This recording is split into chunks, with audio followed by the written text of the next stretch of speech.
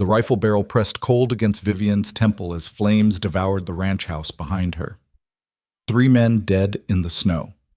A child screaming somewhere in the smoke. This wasn't how refined Boston socialites were supposed to die. But then again, refined socialites didn't usually steal evidence from criminal empires, marry desperate widowers for protection, or learn to shoot straight enough to drop hired killers at 50 yards. She'd come to Wyoming running from wolves. Now the wolves had found her, and the man she'd married for survival was bleeding out in the doorway, and she had 1 bullet left. Before we begin this story of secrets, survival, and second chances on the frozen frontier, please hit that like button and drop a comment telling me what city you're watching from. I love seeing how far these stories travel across the world. The Cheyenne train station smelled like coal smoke, wet wool, and the kind of desperation that clung to people fleeing something they wouldn't name.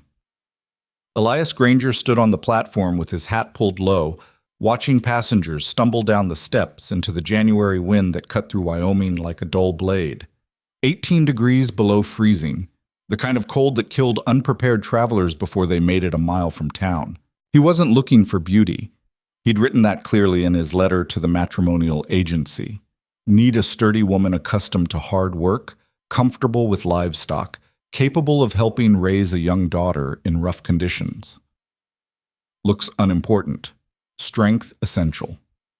What stepped off that train was neither sturdy nor unimportant looking. She wore an emerald traveling suit that probably cost more than Elias made in 6 months of breaking his back on the ranch. Silk gloves. A hat with actual feathers. She carried herself like she expected someone to take her luggage, which was ridiculous because the single porter had already disappeared into the station house to warm his hands. Elias felt his stomach drop. This had to be a mistake. The agency had mixed up the letters, sent the wrong woman, made some kind of clerical error that would probably take weeks to sort out. He started to turn away, already composing the telegram he'd need to send, when she looked directly at him. Her eyes locked onto his with an intensity that stopped him mid-step.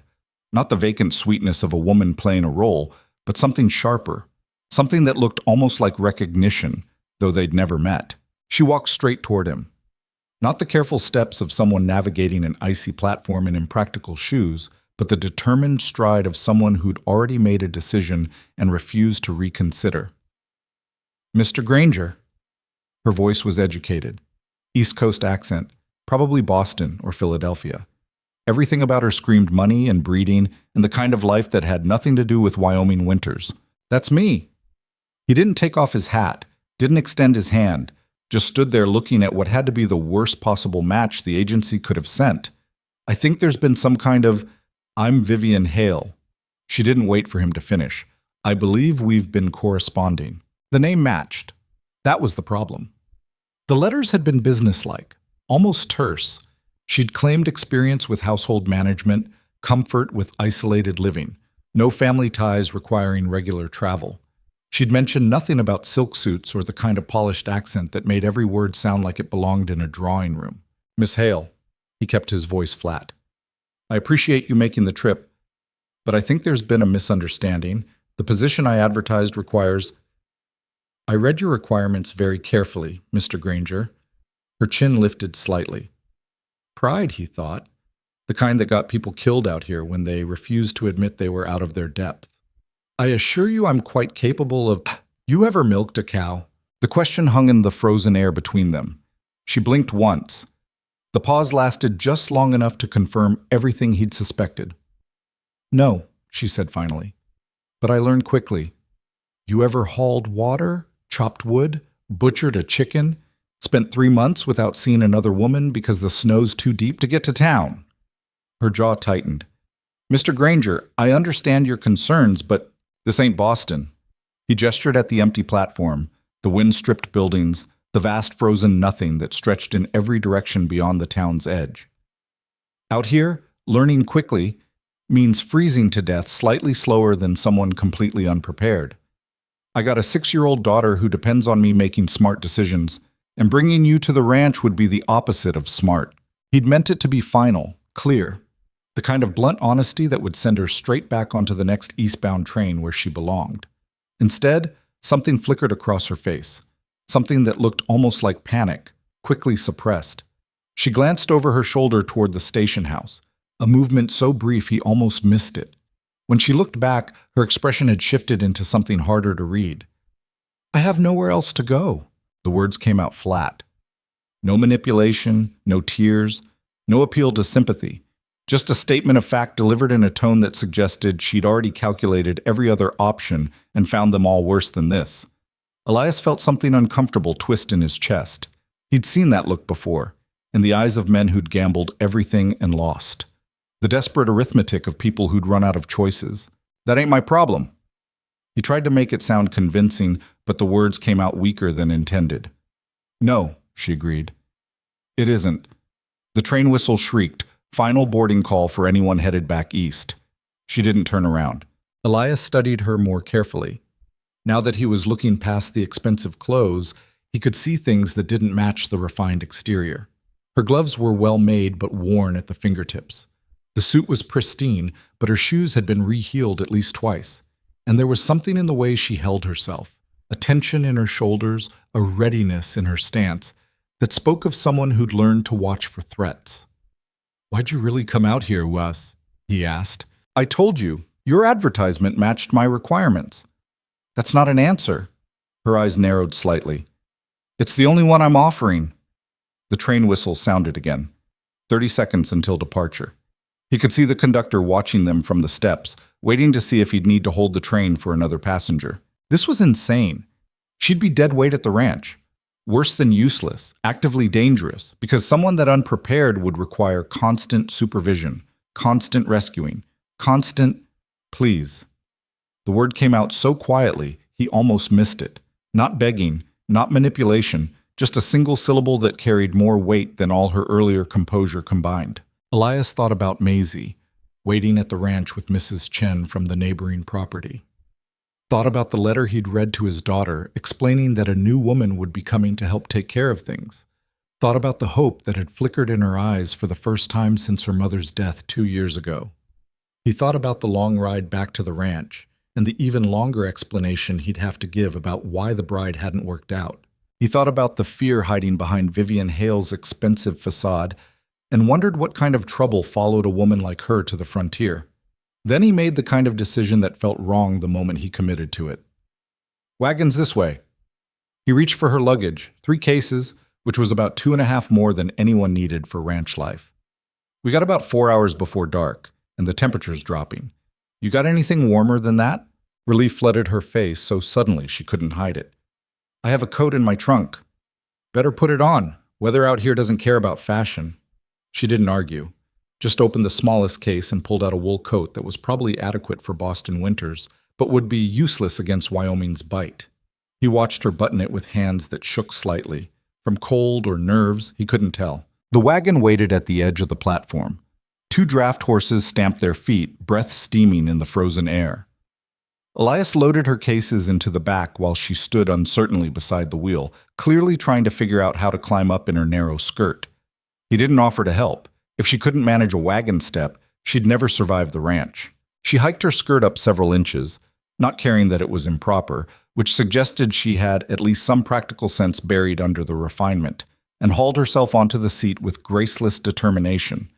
Her face flushed, but she settled herself without comment. Elias climbed up beside her, released the brake, and clicked the horses forward. They'd made it maybe 2 blocks past the edge of town when she spoke again. "Thank you." He didn't look at her. "Don't thank me yet. You might not last the week." "I'll last." Confidence doesn't keep you warm when it's 40 below. Neither does pessimism, Mr. Granger. Despite himself, he almost smiled. At least she had some spine under all that polish. The town fell away behind them. Open country stretched ahead, endless snow broken only by fence lines and the occasional stand of frozen cottonwoods. The wind picked up, driving ice crystals against their faces like tiny needles. Vivian pulled her inadequate coat tighter and said nothing. They rode in silence for the first hour. The only sounds were the creak of the wagon, the steady rhythm of hooves, and the relentless wind. Elias kept expecting her to complain about the cold, ask how much farther, make small talk to fill the uncomfortable quiet. She did none of those things, just sat with her hands folded in her lap, watching the landscape pass with an expression he couldn't quite read. "You really got no family?" he asked finally. Nobody back east who'll come looking for you? A pause. No? Friends, former employers, anyone who might show up asking questions? Another pause, longer this time. I prefer not to be found. That confirmed it. She was running from something. The only question was what, and whether it would follow her to his ranch. If trouble comes to my door because of you, he said quietly, it won't end well for either of us. She turned to look at him directly. The trouble I'm avoiding, Mr. Granger, is the kind that destroys people quietly, legally, through courts and contracts and the sort of respectable corruption that never leaves fingerprints. I'm not being pursued by criminals. That's supposed to reassure me? It's supposed to be the truth. Her voice had gone cold, which is more than most people offer. He studied her profile as she turned back to watch the road. There was a story there, something that had turned a refined society woman into someone desperate enough to gamble everything on a stranger's ranch in the middle of nowhere. But digging for it now would only make the ride more uncomfortable. The sun hung low when they finally turned onto the narrow track that led to his property. The ranch house appeared in the distance, a solid timber structure that had taken Elias 3 years to build. Barn, stable, chicken coop, and the split-rail fencing that marked his grazing land. It wasn't much compared to what Vivian was probably accustomed to, but it was his. Built with his own hands, maintained through seasons of backbreaking work, defended against every threat the frontier could throw at it. She sat up straighter, studying the buildings with an intensity that seemed disproportionate to what she was seeing. It's smaller than I expected, she said. Most things out here are smaller and harder than people expect. He pulled the wagon to a stop in front of the house. That usually teaches them something useful. Before she could respond, the front door flew open. Maisie burst out onto the porch, her blonde braids streaming behind her. Papa, you're back! Did you—" She skidded to a stop when she saw Vivian, her excitement draining away into wary suspicion. Elias climbed down and crouched to his daughter's level. Maisie, this is Miss Hale. She's going to be staying with us. Maisie's eyes narrowed. At 6 years old, she'd already learned that new people usually meant change, and change usually meant loss. She'd been 4 when her mother died of pneumonia, old enough to remember, young enough that the memories were already fading into something more like impressions than facts. Is she my new mama? The question came out hostile. No. Elias kept his voice gentle. She's here to help around the ranch. That's all. Vivian had climbed down from the wagon without assistance, which showed either determination or stupidity. She stood uncertainly near the wheel, clearly unsure how to approach a child who was looking at her like she was a rattlesnake. Hello, Maisie. Vivian's society manners kicked in automatically. I'm very pleased to meet you. Maisie stared at her. You talk funny. Maisie. Elias's tone carried a warning, but Vivian smiled slightly. You're right. I do talk differently than people here. I'm from Boston. Where's that? Very far away, on the other side of the country. Why'd you come here if it's far away? The question hung in the cold air. Vivian's smile faltered. Because, she said finally, sometimes people need to start over somewhere new. Maisie considered this with the brutal honesty of children. Papa says starting over is just another word for running away from things that went wrong. Elias winced. He had said that, about a neighbor who'd abandoned his debts and family to prospect for gold in Colorado. He hadn't expected his daughter to store it away and deploy it like a weapon. Your papa's very wise, Vivian said quietly. He's also not entirely wrong. The unexpected honesty seemed to surprise Maisie. She tilted her head, reassessing. Can you cook? Not well. Can you sew? Basic repairs only. Can you ride a horse? I'm afraid not. Maisie turned to her father with an expression of deep concern. Papa, what's she going to do? Good question, Elias thought. She's going to learn, just like you're learning to read and write. But I already know how to do ranch things. She doesn't know anything. It wasn't cruelty, just observation delivered with childish directness. Then maybe you can teach her some of them. He stood up, brushing snow from his knees. Starting tomorrow. Right now, let's get inside before we all freeze. Mrs. Chen appeared in the doorway, wiping her hands on her apron. The elderly Chinese woman ran the neighboring property with her 2 adult sons and had been watching Maisie as a favor. Her sharp eyes took in Vivian's expensive clothes and impractical shoes in one sweeping glance. "You bring home a doll, Elias?" she asked in her heavily accented English. "Something like that." He started unloading Vivian's luggage. "Mrs. Chen, this is Miss Hale. She'll be staying on as household help." The lie felt awkward in his mouth. They both knew what he'd gone to town for. The whole county had known he'd contacted a matrimonial agency. But Mrs. Chen was kind enough not to say it out loud. Household help. Mrs. Chen's tone suggested she was choosing to believe the fiction out of politeness rather than conviction. "Very fancy household help." Vivian had the grace to look embarrassed. "I appreciate your discretion, Mrs. Chen." "No discretion, just eyes." Mrs. Chen pulled her shawl tighter.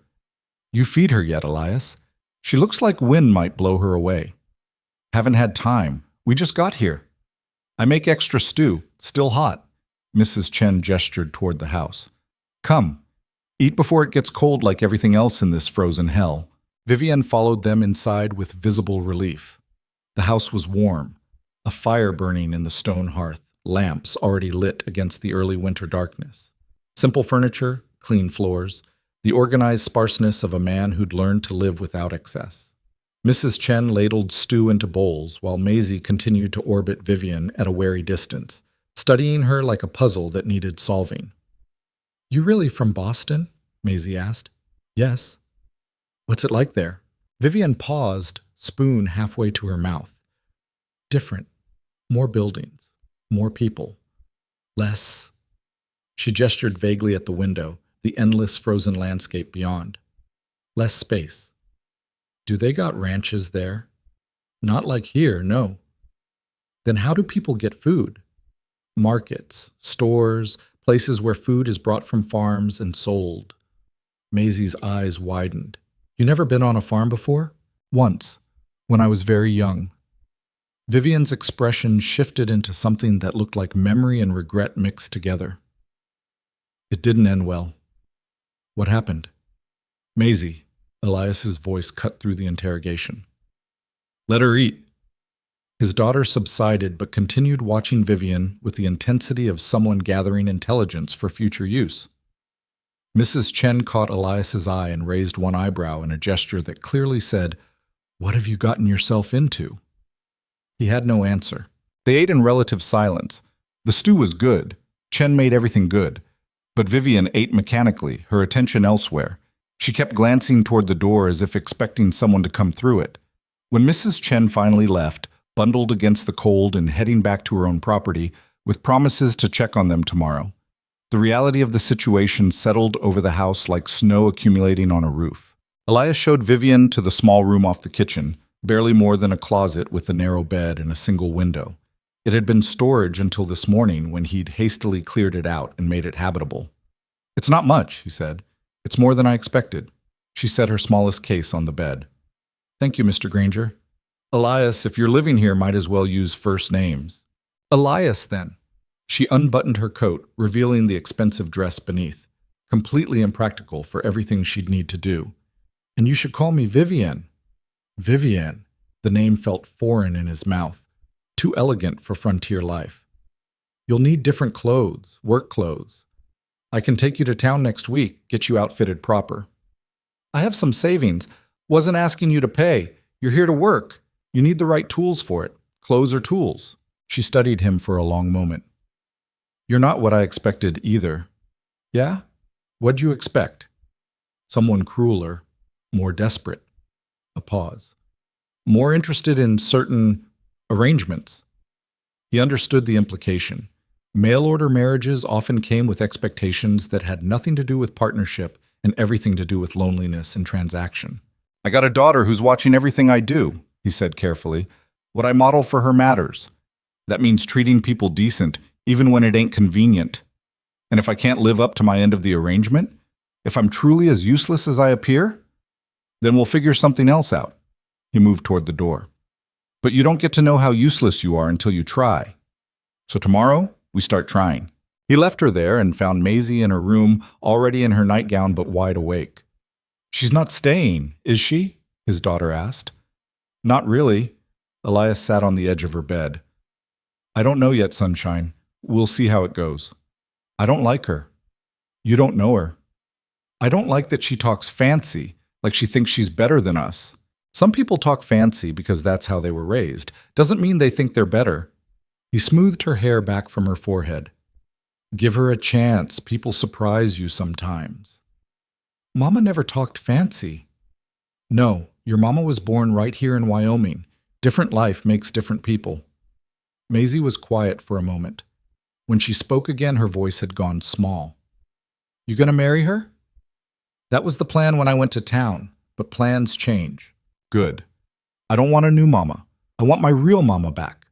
The ache in his chest never fully went away, but moments like this made it sharp again. I know, sunshine. Me too.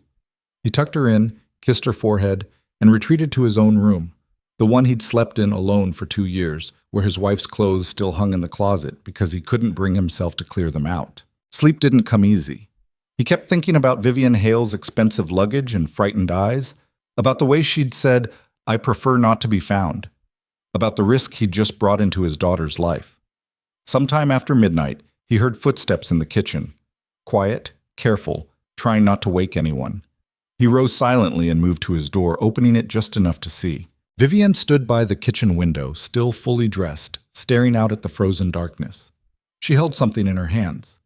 Too dark to make out clearly, but small enough to fit in her palm.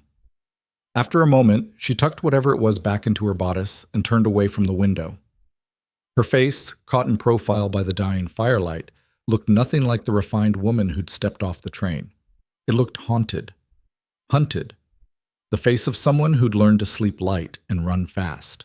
Elias closed his door silently and returned to bed, but sleep was impossible now. He'd invited a stranger into his home, a woman with secrets and fear and the kind of trouble she claimed was respectable and legal, but looked an awful lot like the kind that got people killed. Tomorrow, he'd start teaching her how to survive Wyoming. Tonight, he wondered if Wyoming would give her long enough to learn. Outside, the wind howled across the frozen prairie, and somewhere in the darkness, a wolf answered with a cry that sounded too much like warning. The first disaster happened before breakfast. Elias woke to the smell of smoke, not the clean wood smoke of a morning fire, but the acrid stench of something burning that shouldn't be.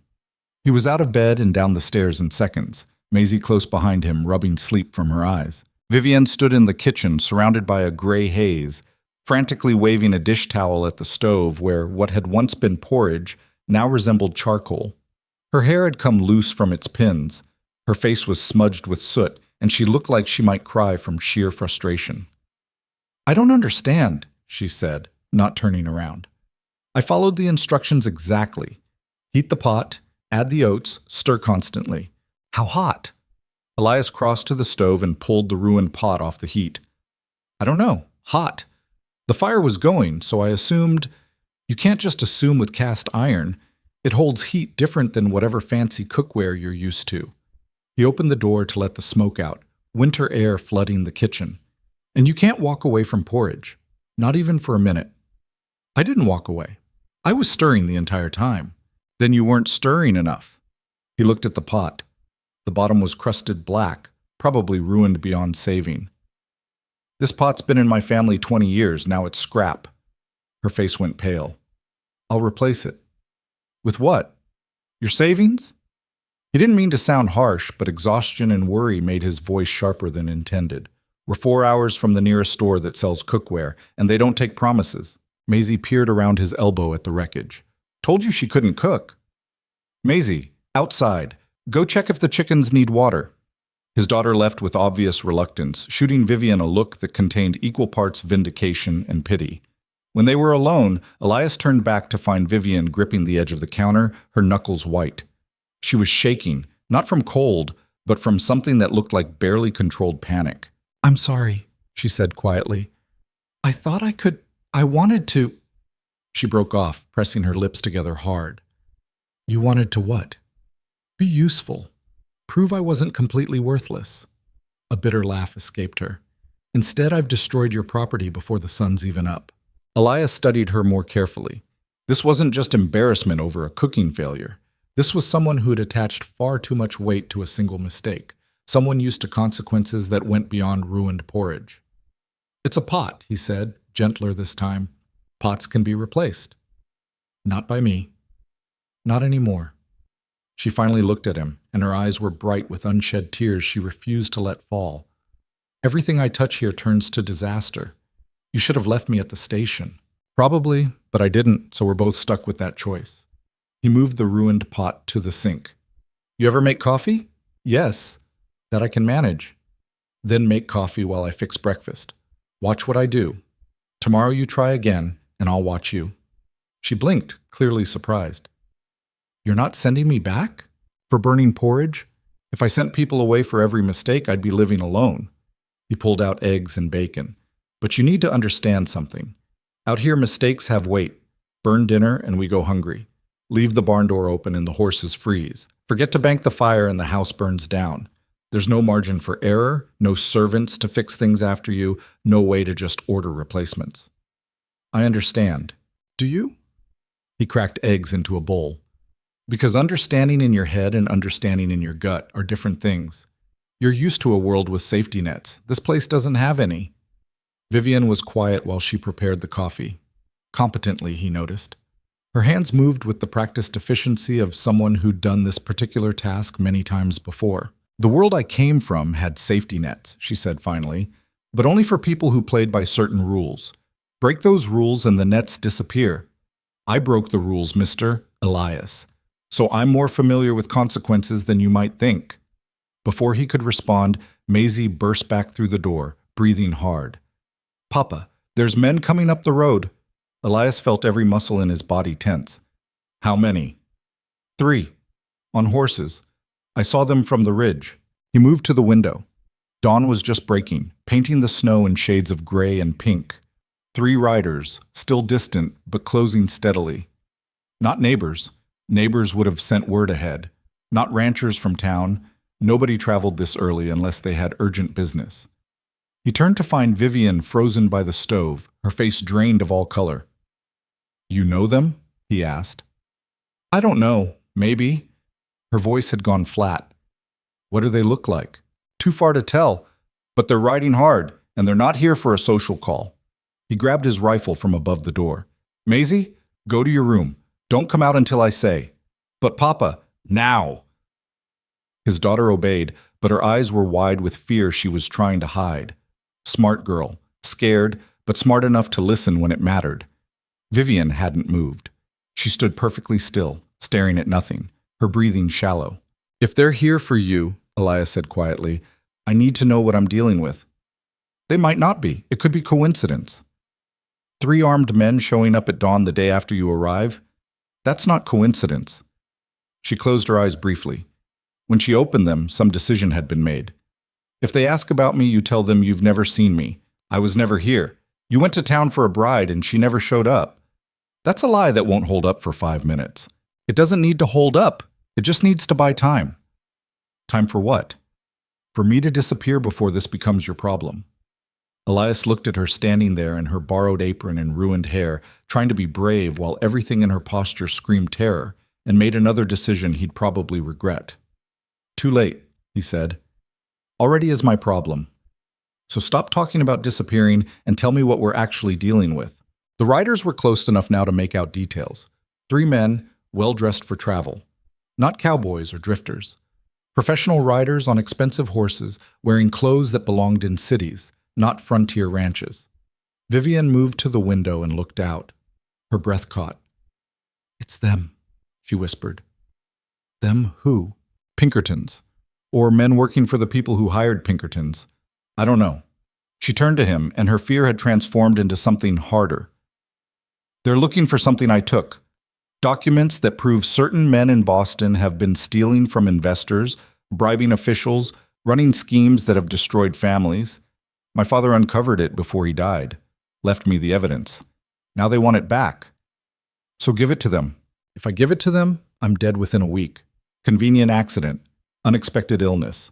They can't risk me knowing what I know. Elias processed this quickly. Where's this evidence now?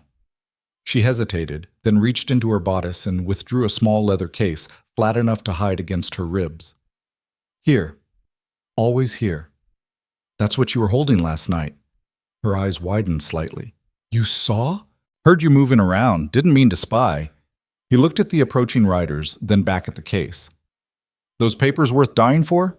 No, but they might be worth living for. If they reach the right people, if the truth gets out. That's a lot of ifs. It's all I have. The riders had reached the fence line. One of them dismounted to open the gate. They'd be at the house in less than 2 minutes. Elias made a choice. Give me the case. What? No, so.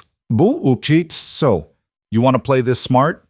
Then they can't find those papers on you. If they search you and find nothing, they got no proof you have anything. He held out his hand. Trust me or don't, but decide fast. Vivian looked at him for a long moment. Then she placed the leather case in his palm. It was heavier than he expected. He crossed to the flower bin, pulled it out from the wall, and wedged the case behind it where it wouldn't be visible unless someone moved the entire bin.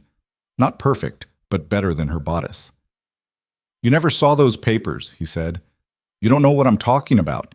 As far as you know, you answered an ad for ranch work and showed up yesterday. That's all. Why are you helping me?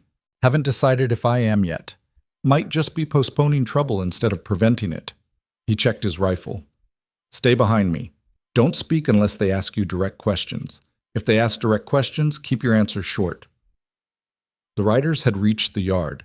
Their leader, a tall man with steel gray hair and a face like weathered stone, dismounted smoothly. His companions stayed on their horses, hands resting casually near their sidearms. Elias stepped onto the porch, rifle held low but ready. Help you, gentlemen? The gray-haired man smiled, but it didn't reach his eyes. Morning, name's Hartford. We're looking for someone, wondering if you might have seen her. Lot of empty country out here. I see my neighbors sometimes, couple folks in town when I go for supplies. That's about it. This would be a woman, traveling alone. Late 20s, dark hair, refined appearance. Might have arrived in Cheyenne yesterday on the Eastern train. Cheyenne's 4 hours from here. I got no idea who comes and goes on those trains. Hartford's smile remained fixed. But you were in Cheyenne yesterday, weren't you, Mr. Granger? That is your name, isn't it? So they'd done their research, known exactly where to come. That meant they'd been tracking Vivian closely enough to know she'd answered a matrimonial ad, known which train she'd be on, known who'd placed the ad she responded to. I was in town yesterday, Elias admitted. Had business there. What kind of business? Personal kind. The matrimonial kind, perhaps. Hartford's tone stayed pleasant, but steel lurked beneath it.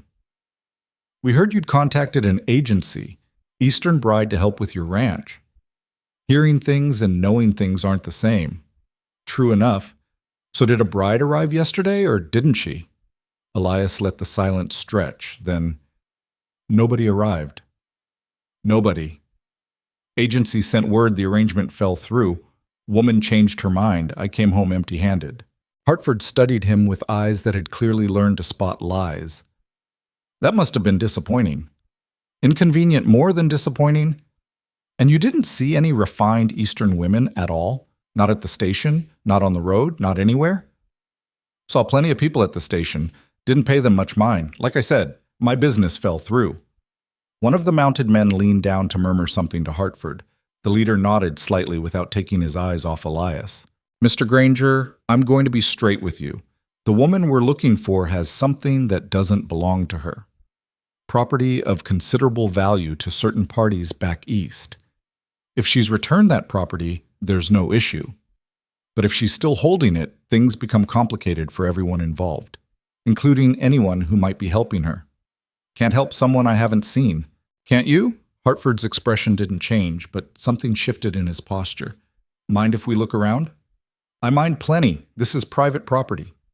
We can get a warrant. Then get one. Until you do, you're trespassing. Elias shifted the rifle slightly. Not a threat, but a reminder. And I'm well within my rights to defend my property from trespassers. The two mounted men tensed. Hartford raised one hand slightly, a gesture that told them to stand down. No need for unpleasantness, Hartford said. We're just trying to find a lost woman and return some stolen property. Surely you can appreciate that. I can appreciate men trying to do their job. I can also appreciate when men are fishing without proper bait. Elias kept his voice level. You got actual law backing you up? Show me papers. Otherwise, you're just three strangers on my land making accusations about people I've never met. Hartford's pleasant mask slipped slightly. You're making a mistake protecting her. I'm not protecting anyone. I'm asking you to leave my property. What's happening? Vivian's voice came from the doorway. Elias cursed internally. He'd told her to stay inside, stay quiet, but she'd stepped out anyway. Hartford's eyes locked onto her immediately. Recognition flashed across his face, followed by satisfaction. Miss Hale, he said smoothly, we've been looking for you. I don't know you. Vivian's voice stayed steady, but Elias could see her hands trembling. And I'd like you to leave. I'm sure you would. But first, I think we need to have a conversation about some documents that belong to my employers. I don't know what you're talking about. Don't you? Hartford took a step closer. Your father was a very thorough man, Miss Hale. Kept meticulous records. After his unfortunate death, those records disappeared, along with his daughter. My father's papers were his business. I had nothing to do with them. Yet somehow they vanished the same day you left Boston. Quite a coincidence. Elias moved to put himself partially between Vivian and Hartford. Lady says she doesn't know what you're talking about. Now you've asked your questions, got your answers. Time to go. Not without what we came for. Then you're leaving without it, because it ain't here. Hartford's eyes narrowed. Mr. Granger, I don't think you understand the gravity of this situation. The men I represent have considerable resources. They don't take kindly to interference. And I don't take kindly to threats on my own land. Elias raised the rifle slightly. You got 5 seconds to mount up and ride out. Otherwise, this conversation ends with the sheriff deciding whether shooting trespassers counts as self-defense. For a long moment, nobody moved. The tension stretched like a rope about to snap. Then Hartford smiled again, that same cold smile that meant nothing good. This isn't over. Figured it wouldn't be. Hartford mounted his horse with fluid grace. His companions followed suit, but before riding off, he looked directly at Vivian. They'll send more, he said quietly, and the next men won't be as polite. Then they were gone, horses kicking up snow as they cantered down the road toward town. Elias didn't lower the rifle until they disappeared from sight. Even then, he kept watching the road. Maisie, he called, you can come out now? His daughter emerged from the house, pale but composed. Are they gone? For now. Are they coming back? Probably. Maisie looked at Vivian with new eyes. Not hostility now, but something more complex. Fear mixed with curiosity, mixed with the peculiar logic of children who can sense when adults are lying. She's in trouble, Maisie said. Statement, not question. Yes. Big trouble? Looks like it. Are we in trouble now, too? Elias wanted to lie, to reassure her everything would be fine, but he'd never lied to his daughter, and he wasn't starting now. Might be, he admitted. Maisie processed this silently, then, good thing we got rifles. Despite everything, Elias almost smiled. 6 years old and already thinking about defense. Wyoming raised children different. He turned to Vivian, who stood frozen on the porch, her face unreadable. Inside, he said. We need to talk. They gathered around the kitchen table, Elias, Vivian, and Maisie, who'd flatly refused to be excluded. The burned porridge pot still sat in the sink, forgotten now that bigger problems had arrived. Tell me everything, Elias said. And I mean everything. No more half-truths. Vivian wrapped her hands around a coffee cup like it could anchor her. My father was an accountant, worked for some of the wealthiest families in Boston. 2 years ago, he started noticing irregularities, money moving in ways that didn't match the ledgers, investments that existed on paper, but not in reality. He kept digging, kept documenting, until he'd uncovered a network of fraud that stretched across half the financial district. Why didn't he go to the police? He tried. The police are paid by the same men who run the schemes. So are the judges, the politicians, the newspapers. Everyone who might have helped was already bought. Her voice went bitter. That's how power works in Boston.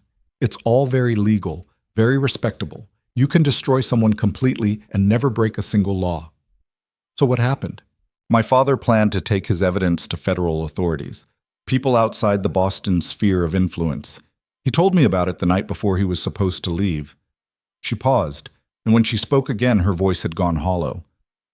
The next morning, they found him dead at the bottom of his office stairs. Called it an accident. Said he fell. But he didn't fall, Maisie said. Vivian looked at the child with something like surprise. No, he didn't fall. They pushed him, or paid someone to. I'll never know for sure. Elias felt cold certainty settling into his bones. These weren't just angry businessmen trying to recover documents.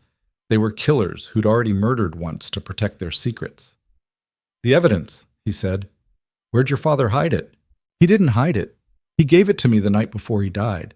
Made me promise to finish what he started if anything happened to him. Her hands tightened around the cup. I tried. Went to federal marshals, wrote to senators, contacted every newspaper that might listen. But the men involved have connections everywhere. My letters disappeared. The marshals told me there wasn't enough evidence. The newspapers wouldn't print anything without verification I couldn't provide. And then? Then they stopped being subtle. Someone broke into our house, destroyed everything my father owned, looking for his records. When that failed, they started following me. Everywhere I went, there they were. I couldn't work, couldn't stay with friends without putting them in danger. So I ran.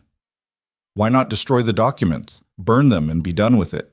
Because then my father died for nothing. Her voice cracked slightly. Because those papers are proof that some of the most respected men in Boston are thieves and murderers. Because somewhere, somehow, there has to be a way to make them pay for what they've done.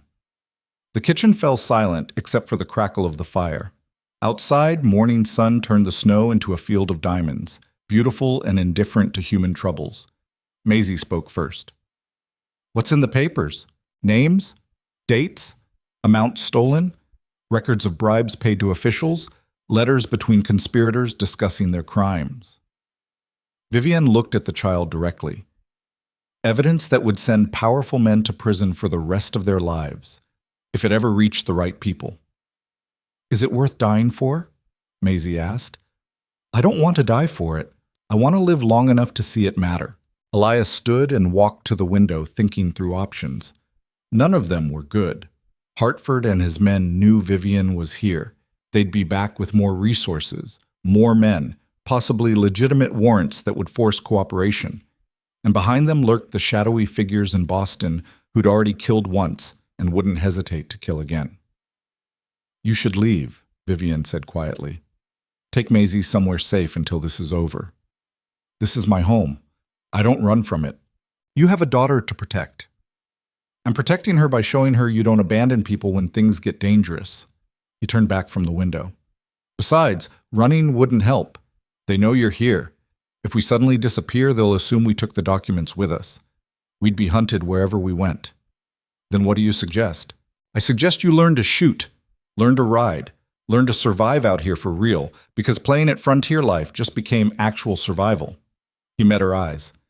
And I suggest we figure out who we can trust in this territory, because those men will come back, and when they do, we'll need allies. Why would anyone help us? They don't know me. They have no reason to risk themselves. People out here have long memories about outsiders throwing their weight around.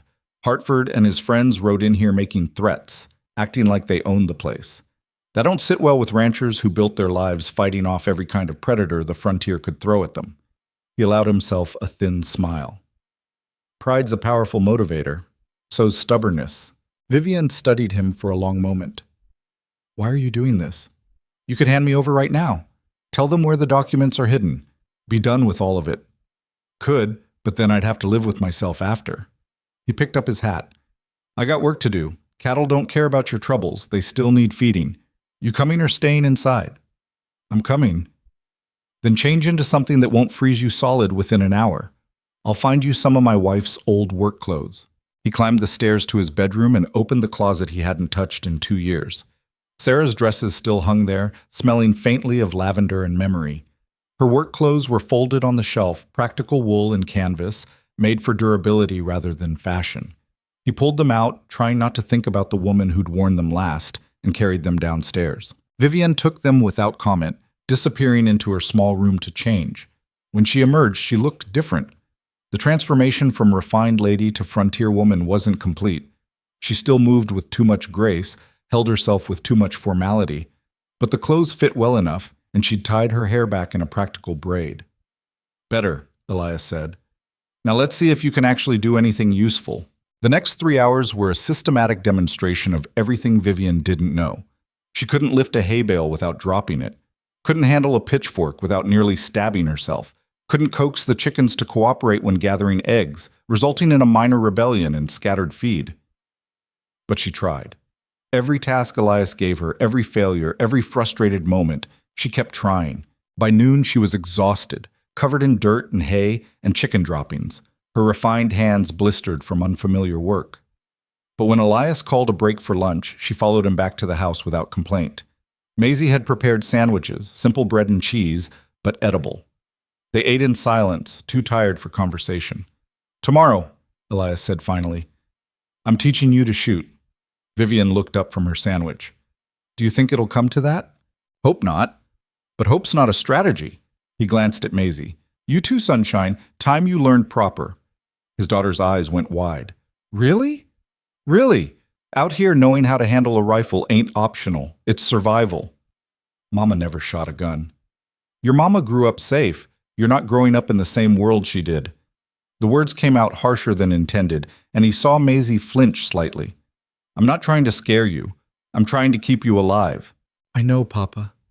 Maisie reached across the table and took his hand, a gesture so small and trusting it made his chest ache. "I'm not scared. Not when you're here." But she should be scared, Elias thought. They all should be. Because Hartford's parting words had been a promise, not a threat. More men would come, better armed, more dangerous, less interested in polite conversation. And when they came, everything Elias had built, the ranch, the life, the carefully maintained peace since Sarah's death, would be tested like never before. That afternoon, while Vivian attempted to master the basics of starting a proper fire, Elias rode to the Chen property. He found Mrs. Chen's oldest son, David, mending fence near the road. "Need a favor," Elias said without preamble. David looked up from his work. "What kind?" "The kind where you don't ask questions, just do what needs doing." "That kind usually means trouble." "It does." David set down his tools. "What do you need?" "Eyes on my property. Anyone comes around who's not from here, not a neighbor, I want to know about it." "This about those men who rode through this morning?" So they'd been seen. News traveled fast in sparse country where any rider stood out. "Yeah. They look like trouble." "They are. This trouble going to spread to our property?" "Hope not. But if it does, I'll make it right." David studied him for a long moment. The Chen family had been neighbors for 5 years, good people who kept to themselves but helped when needed. They'd brought food after Sarah died, watched Maisie when Elias couldn't, never asked for anything in return. "I'll keep watch," David said finally. "But Elias, whatever this is, it better be worth it. I'll let you know when I figure that out myself." He rode back as the sun started its descent toward the mountains. Smoke rose from his chimney. Vivian had managed to keep the fire going, at least. Small victory, but out here, small victories added up to survival. When he entered the house, he found her at the stove again, this time with Maisie standing beside her, providing instructions. "No, you gotta stir it more. Like this." His daughter demonstrated with exaggerated movements. "And don't let it get too hot or it'll burn like this morning." "Like this?" Vivian mimicked the stirring. "Better, but you're still being too gentle. Porridge ain't delicate." The scene was so domestic, so normal, that for a moment Elias could almost forget the danger circling them like winter wolves. Then he saw the tension in Vivian's shoulders, the way her eyes kept darting to the windows, and reality reasserted itself. They ate dinner together, porridge that was only slightly scorched, which represented genuine progress.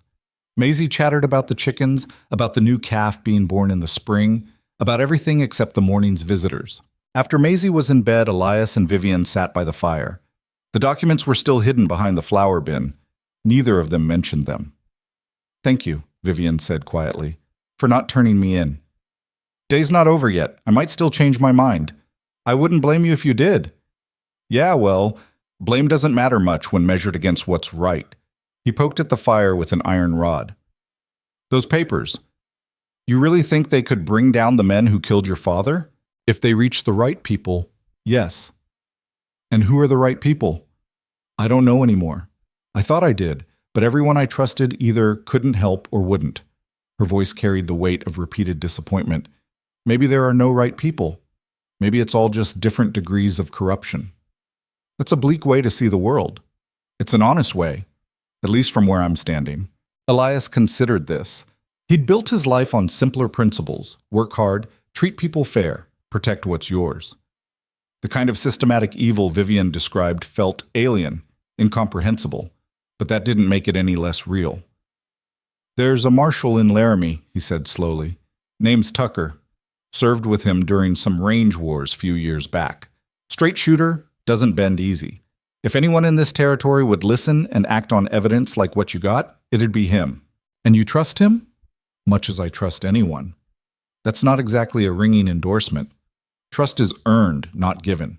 I've seen Tucker risk his neck for what's right. That's more than most men can claim. He turned to look at her directly. But getting evidence to him means riding to Laramie, 3 days there and back in winter. You'd need to come along to explain everything, and that means leaving Maisie here or taking her with us into danger. What about sending the documents with someone else? You willing to hand over the only leverage you got to a stranger on the hope they'll deliver it instead of selling it to the highest bidder? She fell silent, recognizing the trap. The documents were her insurance policy and her death warrant in one. Keeping them meant constant danger. Giving them up meant trusting someone else with her father's legacy and her own survival. I need time to think, she said finally. Time's something we might not have much of. I know, but I've spent 2 years running on instinct and fear. Maybe it's time I actually thought through my next move. Elias stood, exhaustion settling into his bones. Think fast. Those men won't wait forever. He climbed to his room and lay in the darkness, listening to the familiar sounds of the ranch at night. Wind against the walls, timbers creaking as they contracted in the cold. Somewhere distant, a coyote's cry. And underneath it all, the weight of choices made and consequences coming. He'd taken in a stranger, hidden evidence from dangerous men, brought trouble to his daughter's door. Every practical instinct said he'd made the wrong call. But when he thought about Vivian standing on that frozen platform with fear in her eyes and nowhere left to run, when he thought about turning her away to save himself the hassle, something in him recoiled. Sarah would have helped her. His wife had been like that, unable to turn away from suffering, even when helping meant hardship. It had frustrated him sometimes, that impulse to rescue strays and lost causes. Now he was doing the same thing. Maybe it ran in the family. Or maybe some choices came down to who you wanted to be when the easy answers all felt wrong. He slept poorly that night, waking twice to sounds that turned out to be nothing, just the wind, just the house settling. The third time the sound was real, hoofbeats, coming fast, multiple riders. Elias was out of bed with his rifle before he was fully awake. He moved to the window and looked out at the moonlit snow. 5 riders this time, coming hard up the road, not bothering with stealth. He was halfway down the stairs when Vivian emerged from her room, already dressed. "They're back," she said. "I know." "What do we do?" "Same as before. Stand our ground. Hope they're just here to talk." He didn't believe it even as he said it. The riders reached the yard and didn't slow down. They came straight for the house. Elias stepped onto the porch with his rifle raised just as the lead rider pulled up hard enough to make his horse rear. It wasn't Hartford this time. This man was younger, harder, with the look of someone who'd made violence into a profession. He wore 2 guns and carried a Winchester across his saddle. "Elias Granger," the man called out. That's right.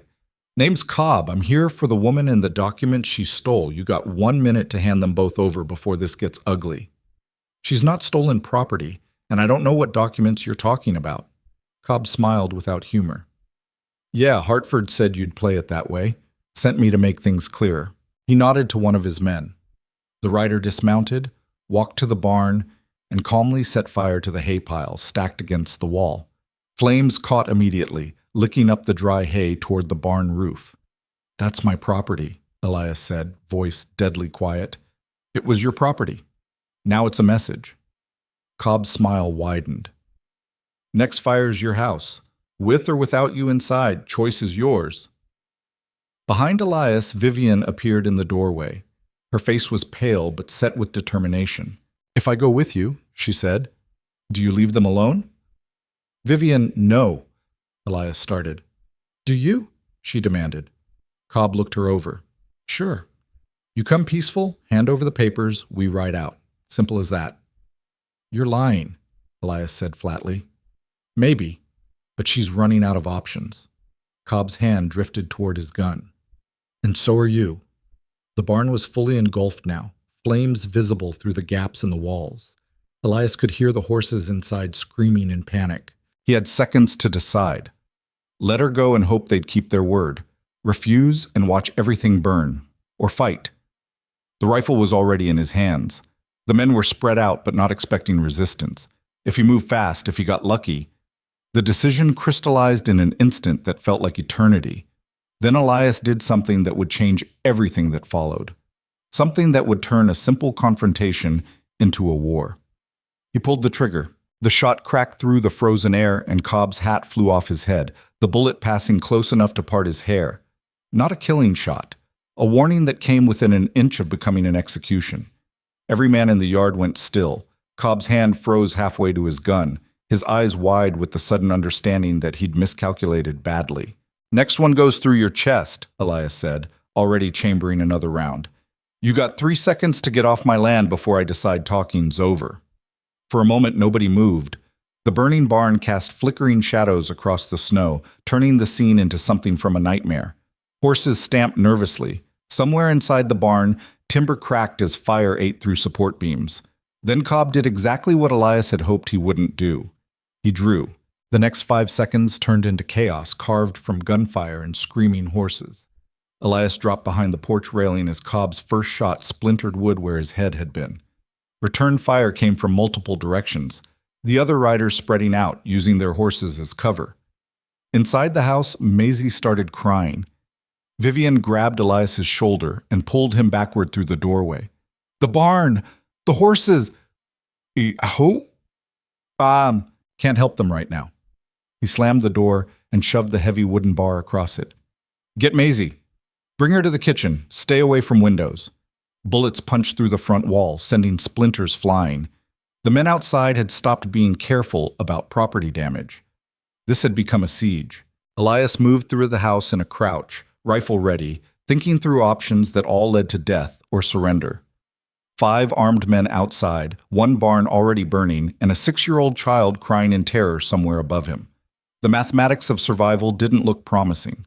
He reached the kitchen window and risked a glance outside. 2 riders had circled toward the back of the house. The others maintained position in front, using the well and wagon for cover. Professional tactics. These weren't just hired guns, they were men who'd done this before.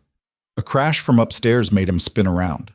Vivian appeared at the top of the stairs with Maisie clutched against her chest, the child's face buried in her shoulder.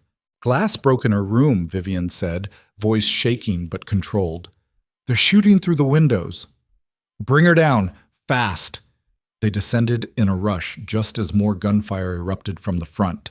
The heavy log walls held for now, but sustained fire would find gaps, create weaknesses. The house had been built to withstand weather and wildlife, not a coordinated assault. Elias positioned them in the corner of the kitchen where 2 interior walls met, the safest spot in the house. Stay here. Don't move unless I say. What are you going to do? Vivian's arms were locked around Maisie like a cage made of flesh. What I should have done when they first showed up. He moved to the back window. End this before they burn us out. The barn was fully engulfed now, flames punching through the roof, sparks swirling into the night sky. He could hear the horses inside, the ones he hadn't been able to save, and forced himself not to think about it. Grief was a luxury for later, if later ever came. One of the riders near the well stood up to get a better angle on the house. Elias put a round through the wagon wheel 6 inches from the man's head. The rider dove back down with a shout. Granger, Cobb's voice carried across the yard. You're just making this worse for yourself. Seems pretty bad already, Elias shouted back while reloading. Hard to make worse than burning a man's barn. That was the polite warning. Next is the house, and we'll wait until you burn or run. A pause. Or you hand over the woman and we all go home, Maisie whimpered. Vivian whispered something soothing, but her eyes stayed locked on Elias with an expression that held equal parts terror and apology. She's not property, Elias called. You want her, you'll have to come through me. That can be arranged. More gunfire. This time sustained, deliberate. They were trying to pin him down while others maneuvered. Elias caught movement near the chicken coop. one rider trying to circle to a better position. He aimed carefully and fired. The rider's shoulder jerked backward and he stumbled, clutching his arm. Not dead, but out of the fight. 4 left. The numbers were better, but still impossible. Even if he got lucky and took down another 1 or 2, eventually they'd overwhelm him through sheer persistence. And all it would take was one lucky shot through a window, one moment of inattention, and Maisie would be... He cut that thought off before it could finish forming. "There's another way," Vivian said from her corner. "Not listening to surrender plans right now." "Not surrender, the documents. What if we gave them what they want?" "They want you dead. Handing over papers doesn't change that." "Maybe not, but it might buy time." She shifted Maisie slightly, meeting his eyes. "If I go out there with the documents, agree to leave with them peacefully. They'll kill you before you reach town. Probably, but you and Maisie would be safe." "No." His voice came out harder than intended. "That's not how this ends." "Then how does it end, Elias?" "Because from where I'm sitting, there's no version where we all walk away from this." She was right, and they both knew it. But admitting that meant accepting defeat, and something stubborn in Elias's chest refused to yield. He'd spent 2 years rebuilding after Sarah's death, creating a life for his daughter from grief and determination. Watching it burn because of someone else's evil felt like a betrayal of everything he'd fought for. A new sound cut through the gunfire, hoofbeats, multiple riders approaching fast from the direction of the Chen property. Cobb must have heard it too, because the shooting stopped abruptly. Elias risked a look through the window and saw confusion spreading among the attackers as they realized they were no longer alone. 6 riders materialized from the darkness, David Chen and his brother leading, followed by 4 other ranchers Elias recognized from neighboring properties. They rode in fast and spread out, rifles visible across their saddles. David's voice carried clear across the yard. "You boys having some trouble here?" Cobb turned to face the newcomers, hand still on his gun, but uncertainty creeping into his posture. "This is private business. Burning barns in the middle of the night? That's everybody's business out here." David dismounted slowly, keeping his rifle ready. "Especially when the fire's on a neighbor's land. We got legal warrant for the woman inside." Cobb was improvising now, Elias could tell. "Fugitive from Boston, theft charges." "Then you should have brought a lawman instead of hired guns." One of the other ranchers, Tom Welker from 2 properties over, moved his horse to block the road. "Seems to me 5 armed men burning property looks more like banditry than legal business." The mathematics had shifted. 5 against 1 was a slaughter. 5 against 7 meant casualties on both sides, and hired guns generally weren't paid enough to die for their employer's secrets. Cobb seemed to be calculating the same thing. His jaw worked silently for a moment before he spoke again. "This isn't over." "Figured you'd say that." David's tone stayed conversational, but his rifle didn't waver. "But it's over for tonight, so I'd suggest you collect your injured friend and ride out while you still can." The wounded rider had managed to mount his horse, clutching his bloody shoulder. The others looked to Cobb for guidance, and for a long moment the standoff held. Then Cobb nodded slowly. "We'll be back with proper law. Warrants. Everything legal and official." "Looking forward to it," David said. "Until then, you're trespassing." They left slowly, maintaining formation like soldiers on retreat. Elias watched until they disappeared into the darkness before lowering his rifle. His hands were shaking from adrenaline and rage and the crash that came after combat. David and the others dismounted. Tom Welker took one look at the burning barn and shook his head. "Lost anything inside?" 3 horses, tools, winter hay supply." Elias's voice came out flat. "Could have been worse. Could have been your house, could have been your life." David studied the damage with a professional eye. "Fire's too far gone to save anything, but we should keep watch to make sure it doesn't spread." The other ranchers moved to create a fire break, shoveling snow between the barn and other structures. Elias wanted to help but found his legs wouldn't quite support him. He sat heavily on the porch steps and watched his barn collapse in on itself with a sound like the world ending. Vivian emerged from the house, still carrying Maisie. The child had stopped crying but clung to her with the desperate grip of someone who'd learned that safety was temporary. "Thank you," Vivian said to David. "I don't know why you came, but saw the fire from our place. Figured Elias wouldn't be burning his own barn at midnight unless something bad was happening."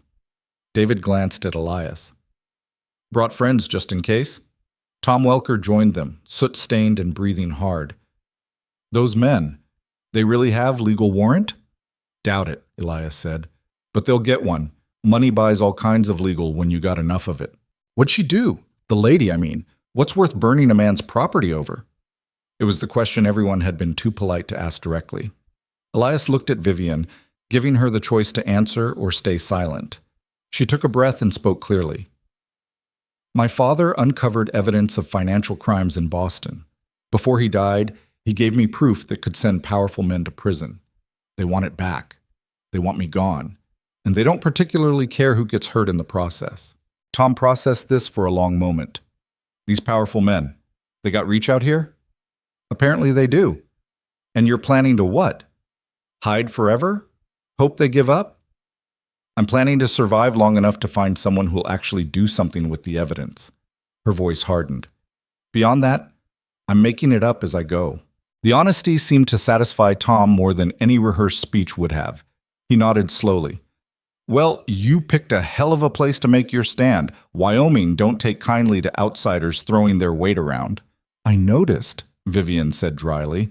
The barn burned through the night. By dawn, nothing remained except charred timber and the acrid smell of destruction. The ranchers stayed until they were sure the fire was contained, then left with promises to spread word about what had happened. People should know, David said as he mounted up, in case those men come back asking questions, looking for help. Good to know whose side folks should be on. After they'd gone, Elias stood in the yard surveying the damage. The barn could be rebuilt. The horses and hay couldn't be replaced before spring, which meant a hard winter ahead. The house was riddled with bullet holes that would need patching before the next storm. And somewhere in Boston, powerful men were probably already working on their next move. Maisie had finally fallen asleep on the kitchen floor, wrapped in blankets and exhausted by terror. Vivian sat beside her, watching the child breathe with an expression Elias couldn't quite read. I should leave, Vivian said without looking up. Tonight, before they come back and finish what they started. You'd last maybe a day out there alone in winter. Better than staying here and getting all of you killed. Too late for that logic. We're already in this. He poured coffee with hands that still shook slightly. Besides, you leave now, and they'll just hunt you down. At least here you got allies. Allies who might change their minds when the cost gets higher. Maybe. Or maybe you don't know much about frontier people. He sat across from her. Out here, your word matters more than gold. David and Tom and the others, they threw in with us tonight. That means something. Backing out later would make them look weak, and weak gets you killed almost as fast as stupid. Vivian finally looked at him. This isn't your fight, Elias. Became my fight when I let you off that train, when I didn't turn you over to Hartford, when I shot at Cobb instead of handing you over. He took a long drink of coffee. I made choices. Now I'm living with them. You made those choices for a stranger. I made them because they felt right at the time. Still feel right, even covered in my barn's ashes. He set down his cup. Your father. He tried to do the right thing with that evidence. Got killed for it. You could have destroyed those papers, could have run away and forgot the whole thing. But you didn't. That takes courage or stubbornness, or maybe just a refusal to let evil win. Any of those are worth fighting for. Or dying for? Won't know until we're dead, I guess. Despite everything, she almost smiled. You have a strange way of being comforting. Never claimed to be good at comfort. I'm good at surviving. Right now, that's more useful. They sat in silence while dawn turned the snow from gray to pink to white. Maisie stirred but didn't wake. Outside, smoke still rose from the barn's remains, a dark column against the morning sky. The marshal you mentioned, Vivian said eventually, in Laramie. You really think he'd help?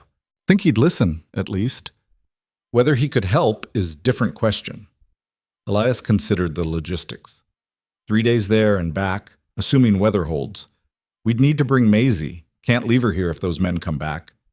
Can't take her into danger either. There's no safe place anymore. Danger's already here. Question is whether we sit and wait for it or take the fight somewhere else. Vivian looked down at Maisie's sleeping face. She's so young. She shouldn't have to be part of this. No child should. But life doesn't wait for people to grow up before throwing trouble at them. He stood, joints protesting from the long night. I'm going to check the stock, see what survived. You should get some real sleep while you can. I don't think I can sleep. Try anyway. Going to be a long few days ahead. He went out into the cold morning air and walked the property, taking inventory of damage. The chicken coop was intact, but the birds were scattered and traumatized. The well was fine. The house needed work, but remained livable. The wagon had taken several bullets, but the structure held. 3 horses dead. That hurt worse than the barn. Horses were partners, not property. He'd raised 2 of them from colts.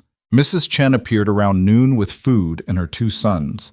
She took one look at the destruction and went immediately to the kitchen, where she started cooking with the focused intensity of someone using action to avoid showing emotion. Heard what happened, she said while kneading bread dough. Whole territory's talking about it. That was fast. Fire in the middle of night? Armed men burning property? Of course it's fast. She glanced toward where Vivian sat with Maisie. That girl bring all this trouble? She brought evidence of trouble. Trouble itself followed on its own. Mrs. Chen's hands worked the dough with practiced efficiency. Smart girl, that one. Scared, but smart. Saw how she held your daughter during shooting, like protecting her own. Maisie seems to trust her. Children know things adults forget. They smell lies better than dogs smell meat. She shaped the dough into loaves. Your wife would have helped her too. The observation hit harder than expected. Yeah, she would have. Then you're doing right thing, even if it's hard thing. Mrs. Chen covered the loaves with cloth. Hard things usually are right things. Easy things just feel right. David Chen came in stamping snow from his boots. Just rode the perimeter, no sign of those men, but they'll be back. I know. We can keep watch, take shifts, make sure nobody sneaks up on you again. Can't ask you to do that. Not asking, telling. David's expression left no room for argument. We're neighbors. That means something out here. Those men want to come back, they'll find us waiting. For the second time in 12 hours, Elias felt the weight of community he hadn't realized he'd built. Years of being the reliable neighbor, the one who helped during calving season or brought supplies during bad storms, had created bonds that now manifested as armed men willing to stand guard. Over the next 2 days, a rotation of ranchers maintained watch over the property. Tom Welker took the first night. The Morrison brothers took the second. Others brought supplies: hay for the remaining stock, tools to repair bullet damage, food to replace what had been lost. Nobody asked for payment. Nobody demanded explanations beyond what Vivian had already offered. They simply showed up, did what needed doing, and left with promises to return. On the 3rd day, Elias made his decision. We're going to Laramie, he announced over breakfast. Tomorrow, soon as we can pack supplies. Vivian looked up from teaching Maisie how to properly butter bread. All of us? Can't split up. Too dangerous. He turned to his daughter. Sunshine, you're going to take a trip with me and Miss Vivian. Might be cold, might be long, but it's important. Maisie considered this seriously. Because of the bad men? Yeah, we're going to see someone who might be able to help stop them. A lawman? A marshal. Friend of mine from way back. Will he arrest the bad men? Don't know yet. That's why we're going to talk to him. Maisie looked at Vivian. Are you going to get in trouble? I might, Vivian said honestly, but sometimes doing the right thing means accepting trouble. Papa says that a lot. Your papa's very wise. They spent the day preparing. Elias packed the wagon with supplies: food, blankets, ammunition. Vivian retrieved the leather document case from its hiding place and secured it inside her coat, close to her heart where she could feel its weight with every breath. Mrs. Chen arrived that evening with a basket of food and a stern expression. 3 days in winter, you're crazy. Probably, Elias agreed. Take this. She pressed the basket into his hands. And this. A small pistol, old but well-maintained.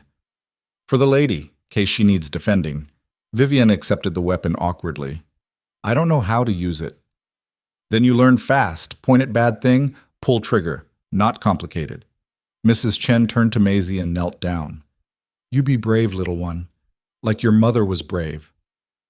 Mama wasn't scared of anything, Maisie said. Your mama was scared of many things. Being brave doesn't mean not being scared. It means being scared and doing it anyway. She stood and looked at Elias. You come back safe, all of you. Plan to.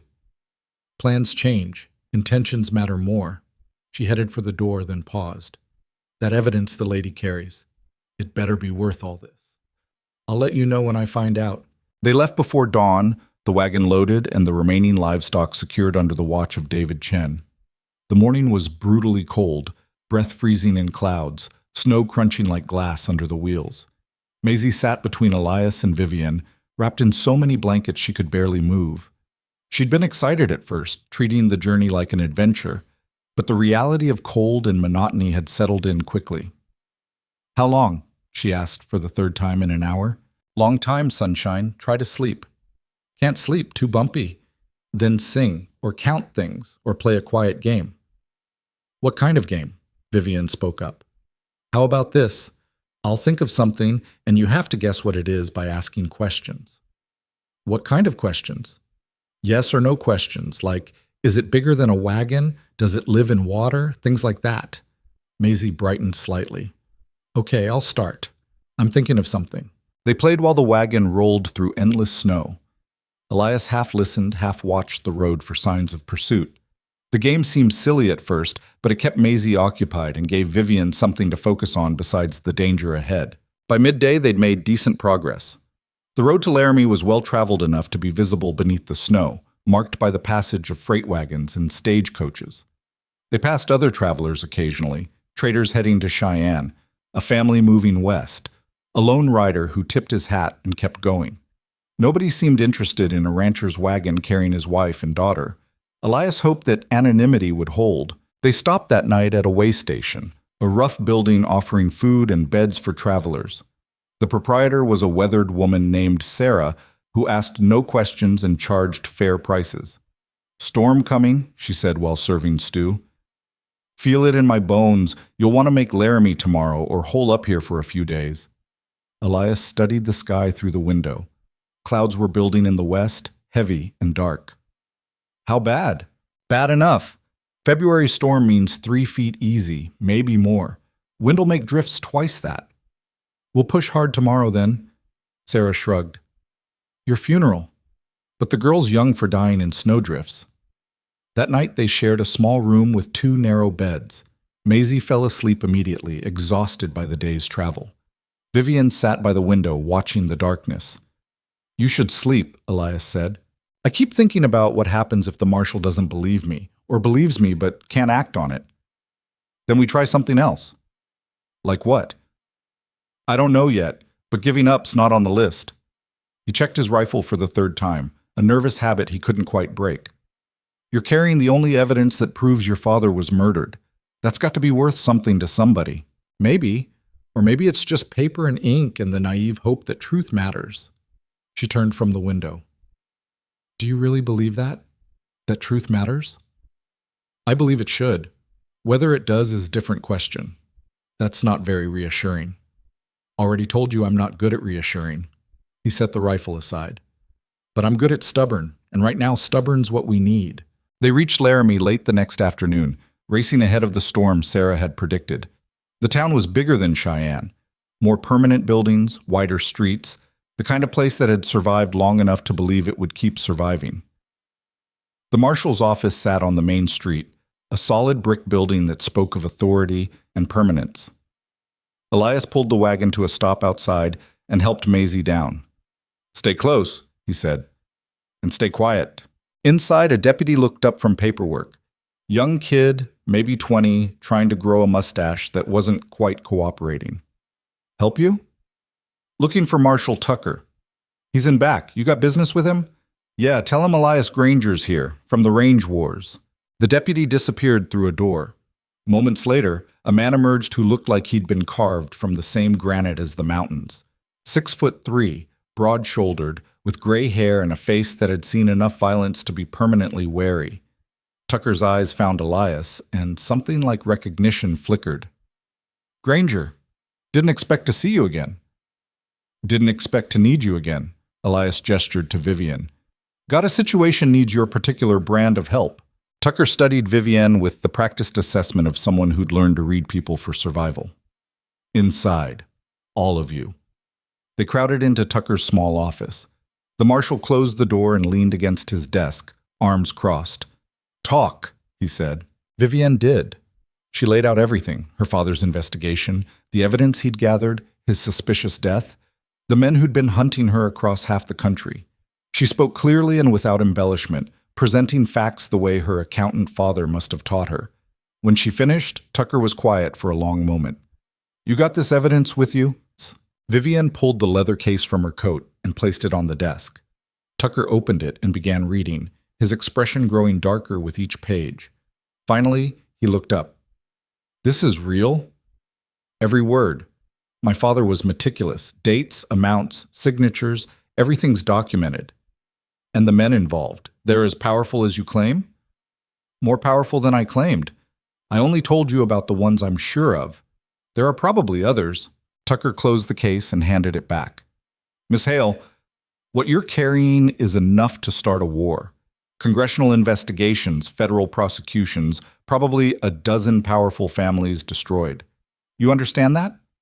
"Yes." "And you understand that those families will do anything, and I mean anything, to prevent that from happening?" "I've been living with that understanding for 2 years, Marshal.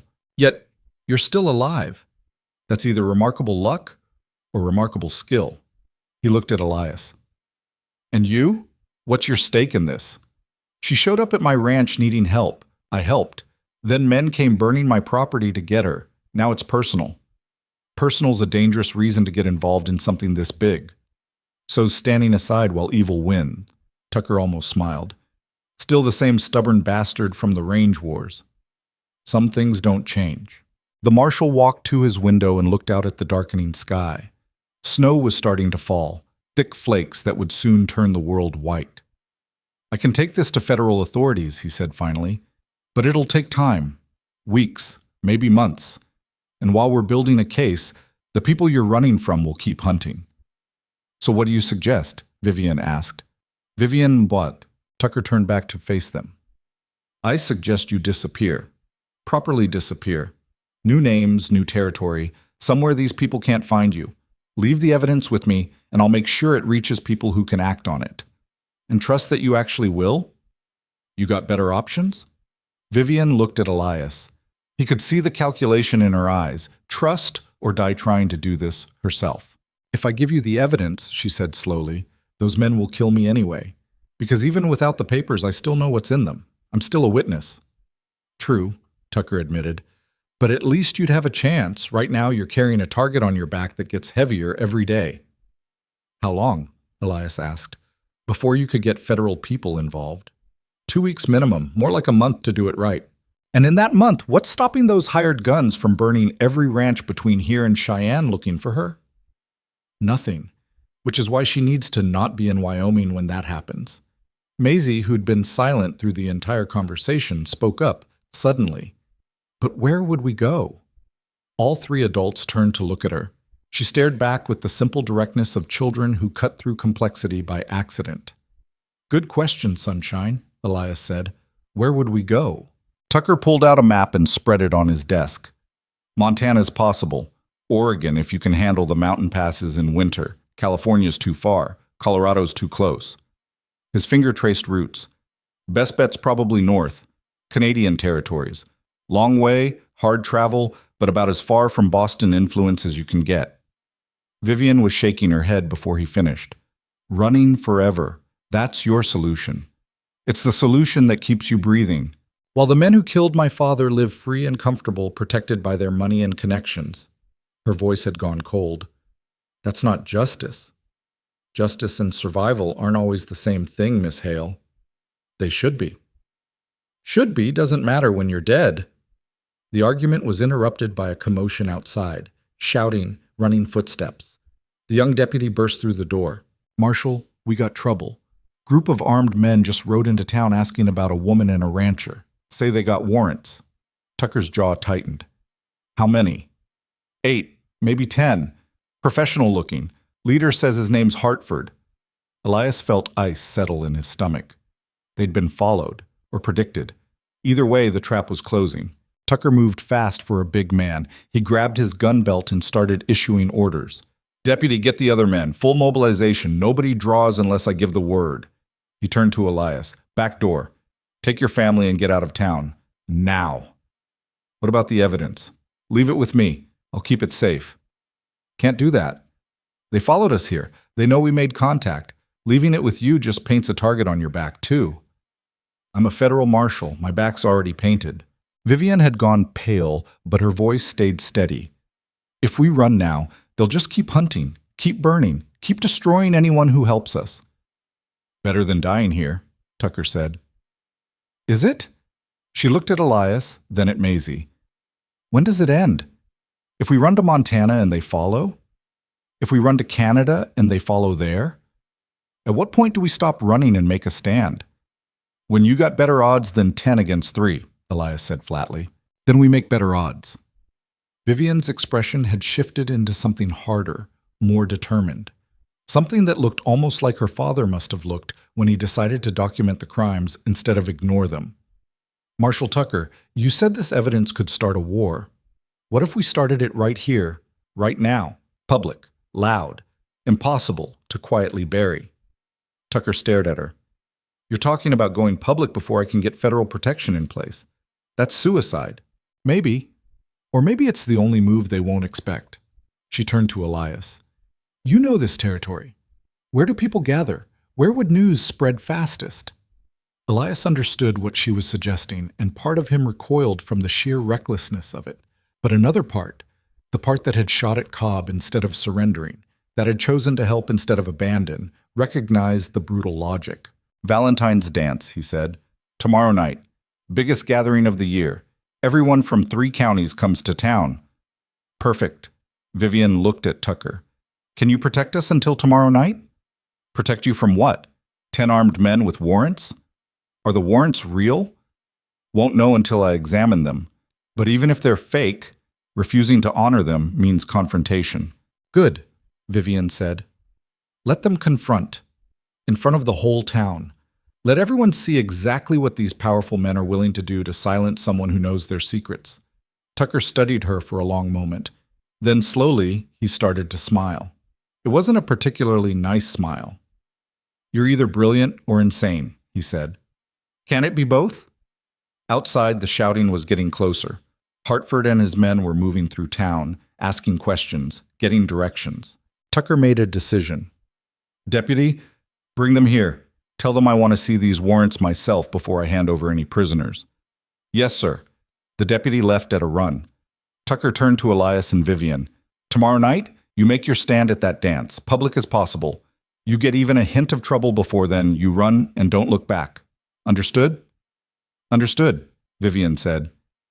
"Good. Now let me see what kind of legal theater these bastards are trying to perform." Elias picked up Maisie, who'd been remarkably quiet through all of this. She wrapped her arms around his neck and whispered, "Are we in more trouble, Papa?" "Yeah, sunshine, but we're working on it." "Miss Vivian's brave." "She is. Are you scared?" He could have lied, should have lied, but he'd never lied to his daughter, and he wasn't starting now. "Terrified," he admitted. "Me too," Maisie said. "But we're doing it anyway, right? Like Mrs. Chen said, being brave even when we're scared." "Right." Outside, heavy footsteps approached. Hartford's voice carried through the door, demanding to see the marshal, invoking legal authority, making threats wrapped in civilized language. Tucker positioned himself behind his desk, every inch the federal authority he represented. He caught Elias's eye and jerked his head toward the back room. Elias took Vivian and Maisie through the door just as Hartford burst into the office with 4 armed men at his back. Through the crack in the door, Elias watched the confrontation unfold. Hartford presented documents with elaborate seals and official stamps. Tucker examined them with deliberate slowness, making Hartford wait, making him sweat. "These seem in order," Tucker said finally, "but I'll need to verify them with federal authorities before I can honor them. That'll take a few days." "A few days?" Hartford's control slipped slightly. "Marshal, the woman is a fugitive. Every hour she remains free is another hour she could disappear. And every hour I rush to judgment without proper verification is another hour I might be violating someone's rights." Tucker leaned back in his chair. I don't rush, Mr. Hartford. It's not in my nature. The tension in the room was thick enough to choke on. Hartford's men stood ready for violence. Tucker sat unmoved. Finally, Hartford nodded slowly. Very well, we'll wait. But if that woman tries to leave town, I expect you to stop her. If she tries to leave, I'll do my job according to law. Nothing more, nothing less. Hartford and his men left with obvious reluctance. When they were gone, Tucker came through to the back room. You've got until tomorrow night, he said. Use it well. Because after that, either this becomes a very public scandal or a very quiet murder. There's no middle ground left. Elias looked at Vivian, at the leather case still clutched against her chest, at his daughter trying so hard to be brave in the face of adult terrors. Never was any middle ground, he said. We were just pretending there was. Tucker nodded grimly. Then welcome to the war, Granger. Hope you remember how to fight one. The storm Tucker had predicted hit that night with a fury that turned Laramie into a snow-locked prison.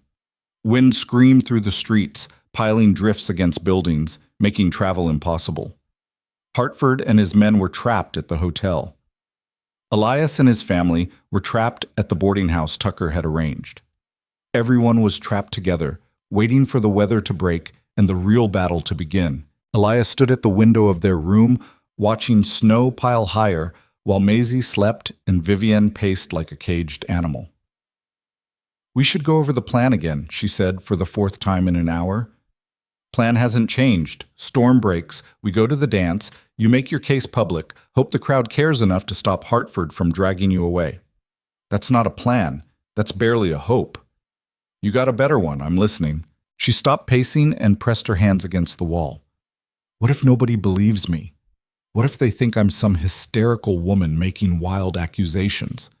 Then we're no worse off than we are now. Except we'll have revealed everything in front of Hartford. He'll know exactly what evidence we have. He'll know we gave it to Tucker. Her voice cracked slightly. We'll have shown our hand and gotten nothing for it.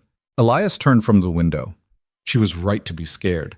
The plan was desperate, built on assumptions about frontier justice and community solidarity that might not hold when tested. But desperation was all they had left. What else can we do? He asked quietly. Run north and hope they don't follow? Hide here and wait for Tucker's federal contacts who might never come? Give up entirely? There has to be something else, some other option we're not seeing. If there is, I can't find it. He crossed to where she stood. But I know this. Your father didn't document those crimes hoping someone would hide them forever. He did it so the truth would come out. Tomorrow night, we give the truth its chance.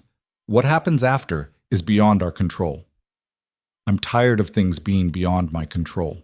Join the crowd. Every person at that dance tomorrow has things beyond their control. Weather, prices, whether their cattle survive winter, whether their kids stay healthy. Out here, control's an illusion. Adaptation's what keeps you breathing. She looked at him with something between frustration and grudging respect. You always this philosophical about certain death? Only on Thursdays. Tomorrow's Friday, so I'll probably just be terrified. That got a ghost of a smile from her. At least you're honest about it. Honesty's cheap when nothing else is working. The storm blew itself out by morning, leaving the town buried under 3 feet of fresh snow. Men emerged with shovels to clear paths between buildings. The main street became a canyon of white walls and narrow passages. Tucker appeared at their door around noon with news. Hartford's getting nervous. Sent one of his men to ask when the warrants would be verified. I told him federal communications are slow in winter. How long can you stall? Elias asked. Through tonight, maybe tomorrow morning. After that, he'll either force the issue or figure out we're playing him. Tucker studied Vivian. You sure about this? About going public at the dance? No, but I'm doing it anyway. Fair enough. He pulled a bundle from his coat. Brought you something. Vivian unwrapped it to find a dress. Simple, but well made, appropriate for a frontier dance. Not the kind of refined gown she'd worn in Boston, but respectable enough for public appearance.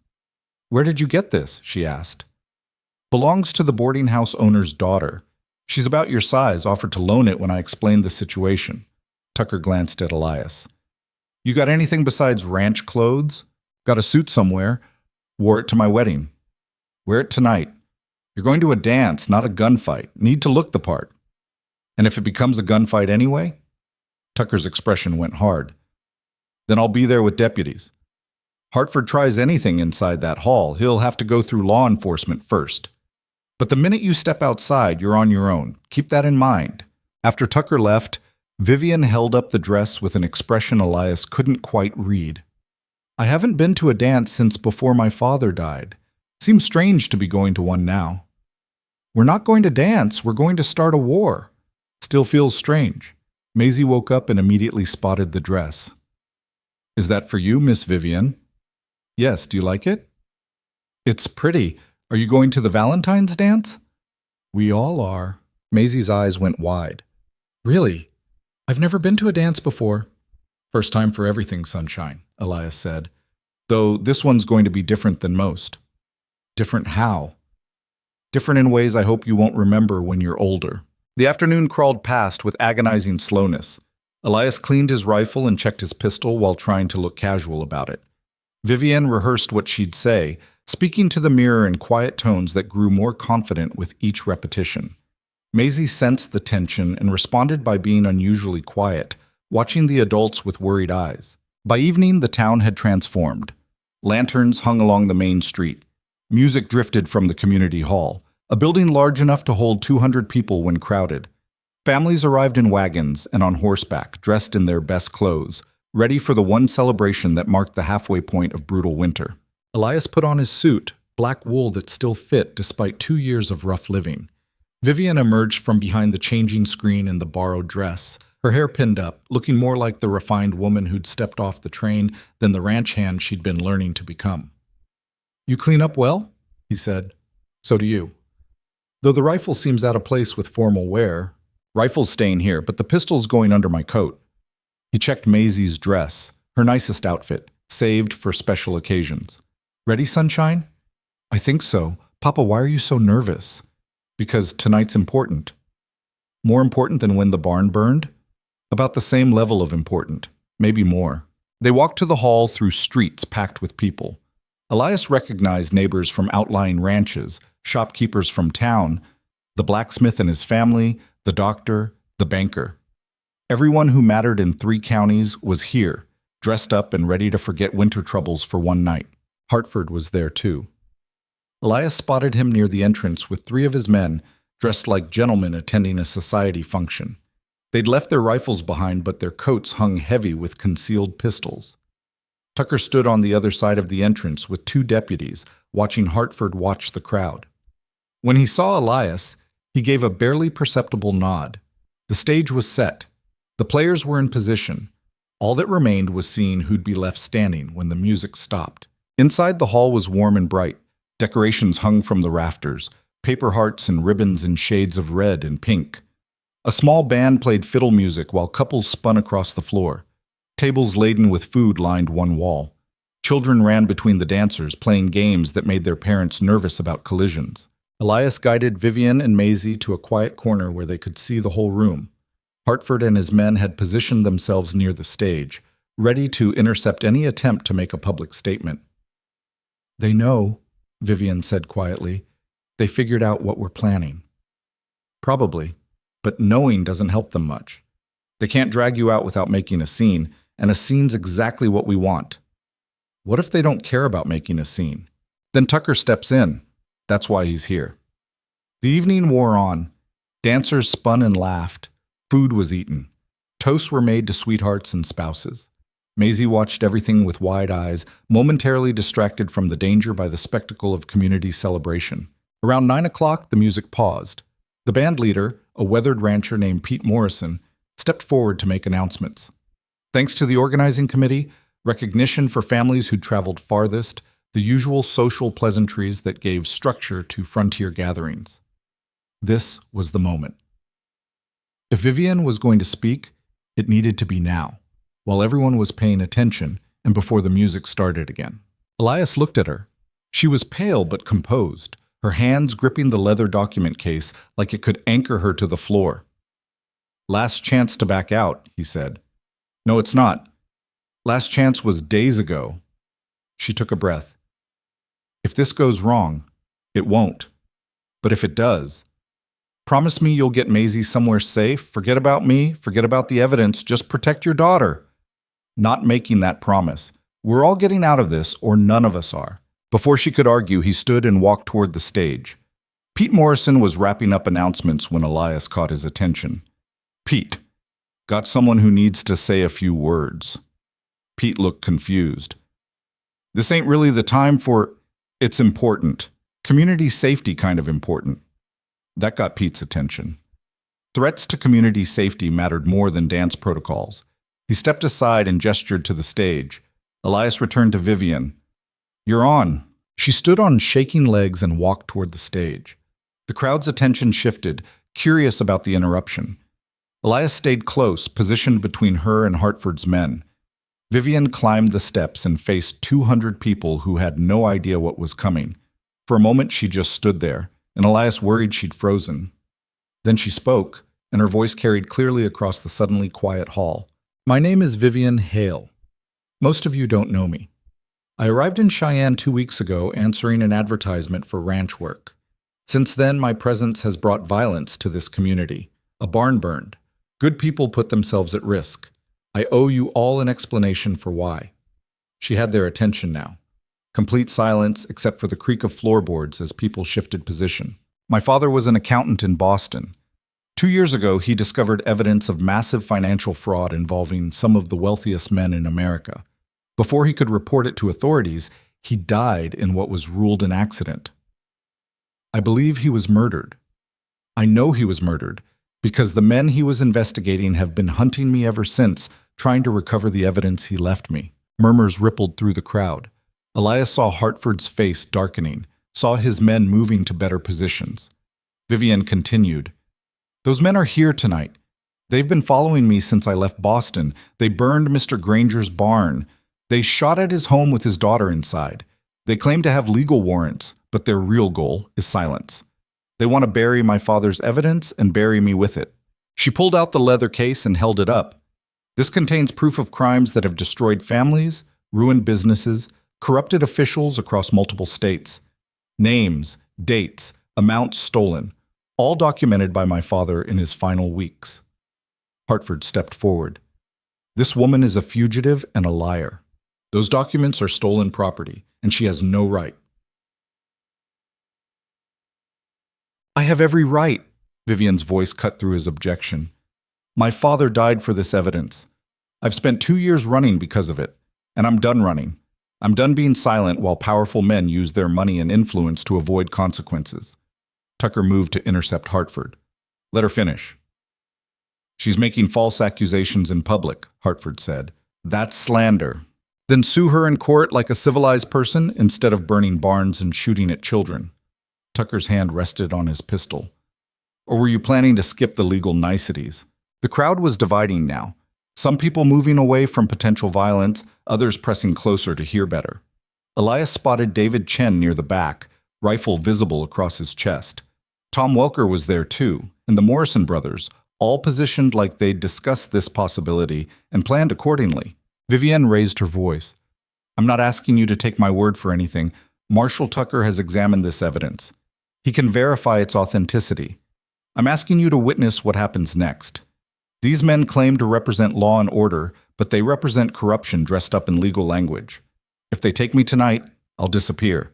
Another convenient accident, another unexplained death, and the men my father exposed will continue destroying lives without consequence. Enough. Hartford's patience had run out. He gestured to his men.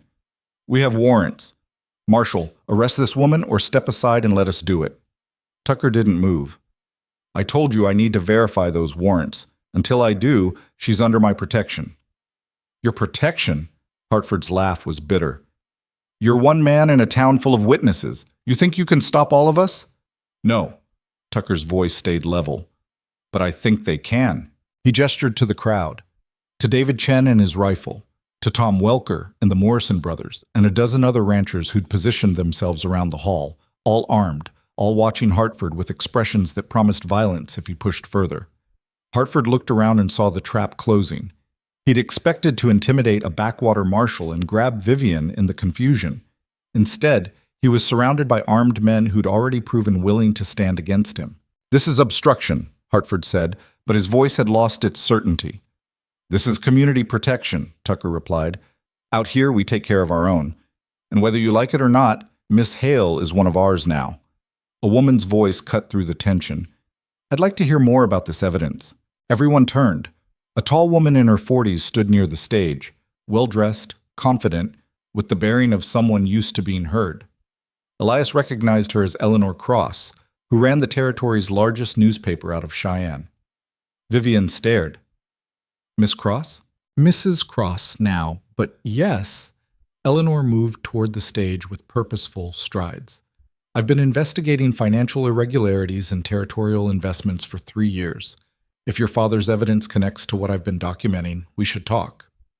You're a journalist, Hartford said. You have no authority here. I have a printing press and readers in 6 territories. Eleanor smiled without warmth. That's better than authority. That's reach.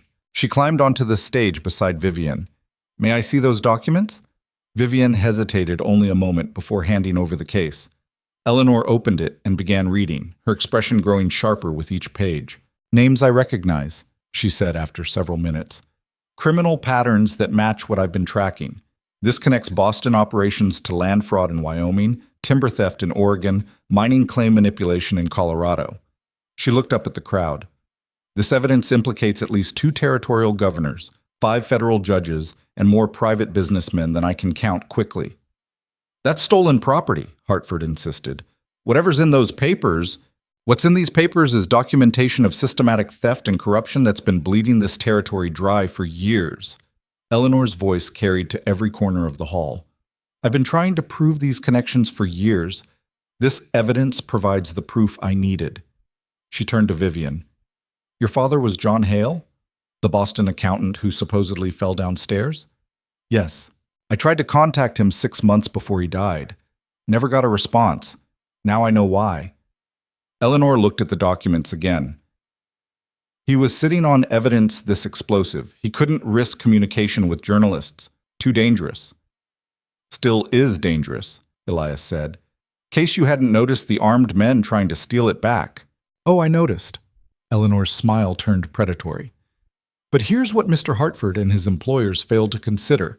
You can silence one woman fleeing across the frontier. You can't silence a story that's already been published in newspapers across 6 territories. Hartford's face went white. You can't what? Do my job as a journalist, report on evidence of crimes that affect my readers? Eleanor gestured to one of her assistants near the back. James, you got your notebook? A young man pushed forward. Yes, ma'am. Start writing. Direct quotes from these documents. We'll run special editions in every territory we serve. She looked at Hartford. By this time next week, everyone from Montana to New Mexico will know exactly what crimes your employers committed and who helped them do it. That's slander. We'll sue you into bankruptcy. Good luck proving slander when I've got documented evidence. Besides, my lawyers are better than yours. Eleanor turned back to Vivian. You're willing to go on record? Testify to your father's investigation and the attempts on your life? Yes. And you, Marshal Tucker, you'll verify this evidence is authentic? Already have, Tucker said. Was planning to forward it to federal authorities regardless. Perfect. Between testimony, documentation, and federal investigation, this becomes a story too big to suppress. Eleanor looked directly at Hartford. You tell your employers they've lost. The evidence is public. The investigation is starting. And coming after witnesses now will only make things worse for them. Hartford stood frozen, calculating odds that had shifted catastrophically against him. His men looked uncertain, realizing they'd walked into something far more complex than a simple extraction. Finally, Hartford spoke through clenched teeth. This isn't over. Actually, it is, Tucker said. Your warrants, even if they were real, which I doubt, are now meaningless. Miss Hale is a witness in a federal investigation. Touching her means obstructing justice, and I guarantee you don't have enough money to bribe every federal marshal in the territory. The standoff held for another long moment. Then Hartford turned and walked out, his men following. The hall stayed silent until they disappeared into the night. When they were gone, the crowd erupted. Questions flew at Vivian and Eleanor. Tucker pushed through to restore order while his deputies kept watch on the doors. Eleanor put a hand on Vivian's shoulder. You did well. Took courage to stand up here. I had help. Vivian looked at Elias. A lot of help. Help's what communities do, Elias said, when they work right. The rest of the evening became a blur. Eleanor interviewed Vivian extensively, taking notes while her assistant sketched quick portraits. Tucker coordinated with his deputies to establish protection. Ranchers congratulated Elias on not backing down, treating the whole affair like it had been a calculated strategy rather than desperate improvisation. Maisie fell asleep in a chair around 11, exhausted by tension and late hours. Elias carried her back to the boarding house while Vivian stayed behind to finish Eleanor's interview. By midnight, most of the crowd had dispersed. Tucker posted guards outside the boarding house and promised additional deputies through the night. Eleanor headed back to Cheyenne with the documents, planning to have the first special edition printed by morning. Elias sat in the dark room watching his daughter sleep and wondering when the other shoe would drop. They'd won tonight's battle, but Hartford's employers wouldn't surrender easily. Men with that much power and that much to lose would retaliate. The question was how and when. Vivian returned an hour later, looking drained but somehow lighter. Eleanor says the story will run in 12 newspapers simultaneously. By the end of the week, it'll be national news. That's good. It's terrifying. Everything becomes public. All the crimes, all the names, all the connections my father spent months documenting. She sat heavily in the other chair. There's no going back now. Was there ever? No, I suppose not. She was quiet for a moment. Thank you for everything. I know this wasn't what you signed up for when you went looking for a mail-order bride. Nothing's ever what you sign up for. Life just happens, and you deal with it. Still, you didn't have to help me. Didn't have to risk your home, your daughter, everything you'd built. Already told you, some choices aren't really choices. They're just who you are when tested. He looked at her directly. You could have destroyed those papers, could have run away and hid. You didn't. That made the choice for me. They sat in comfortable silence while Laramie slept around them. Outside, snow continued to fall, covering the town in fresh white that would melt with spring and reveal whatever was buried beneath. 3 days later, Eleanor's newspapers hit the streets. The headlines were savage, the documentation meticulous. Names that had seemed untouchable were suddenly exposed to public scrutiny. Federal marshals began making arrests within a week. Territorial governors resigned under pressure. Business empires started crumbling as investors fled and partners turned on each other. Hartford and his men disappeared. Tucker suspected they'd returned to Boston to face their employer's wrath for failing to suppress the story. Whatever happened to them, they didn't come back to Wyoming. The fallout continued for months. Congressional investigations, criminal trials, civil lawsuits. Vivian testified multiple times, always with Tucker or Eleanor by her side. Some men went to prison, others fled the country. A few committed suicide rather than face public disgrace. Through it all, the ranch needed tending. Elias rebuilt his barn with help from neighbors who showed up without being asked. David Chen donated lumber. Tom Welker brought his sons to raise the frame. The Morrison brothers contributed roofing materials. It wasn't charity. Frontier people didn't believe in charity. It was reciprocity, the unspoken contract that bound communities together in harsh country. Today I help you raise a barn. Tomorrow you help me birth calves. Today you stand with me against hired guns. Tomorrow I stand with you against winter. Vivian proved better at ranching than anyone expected. She learned to shoot straight, to ride without falling, to handle livestock without panicking. Her hands developed calluses. Her refined accent began picking up frontier rhythms. She burned fewer meals and broke fewer tools. Maisie stopped calling her Miss Vivian and started calling her just Vivian, which felt like acceptance of a sort. They weren't mother and daughter, but they were becoming something else. Family forged through shared danger rather than shared blood.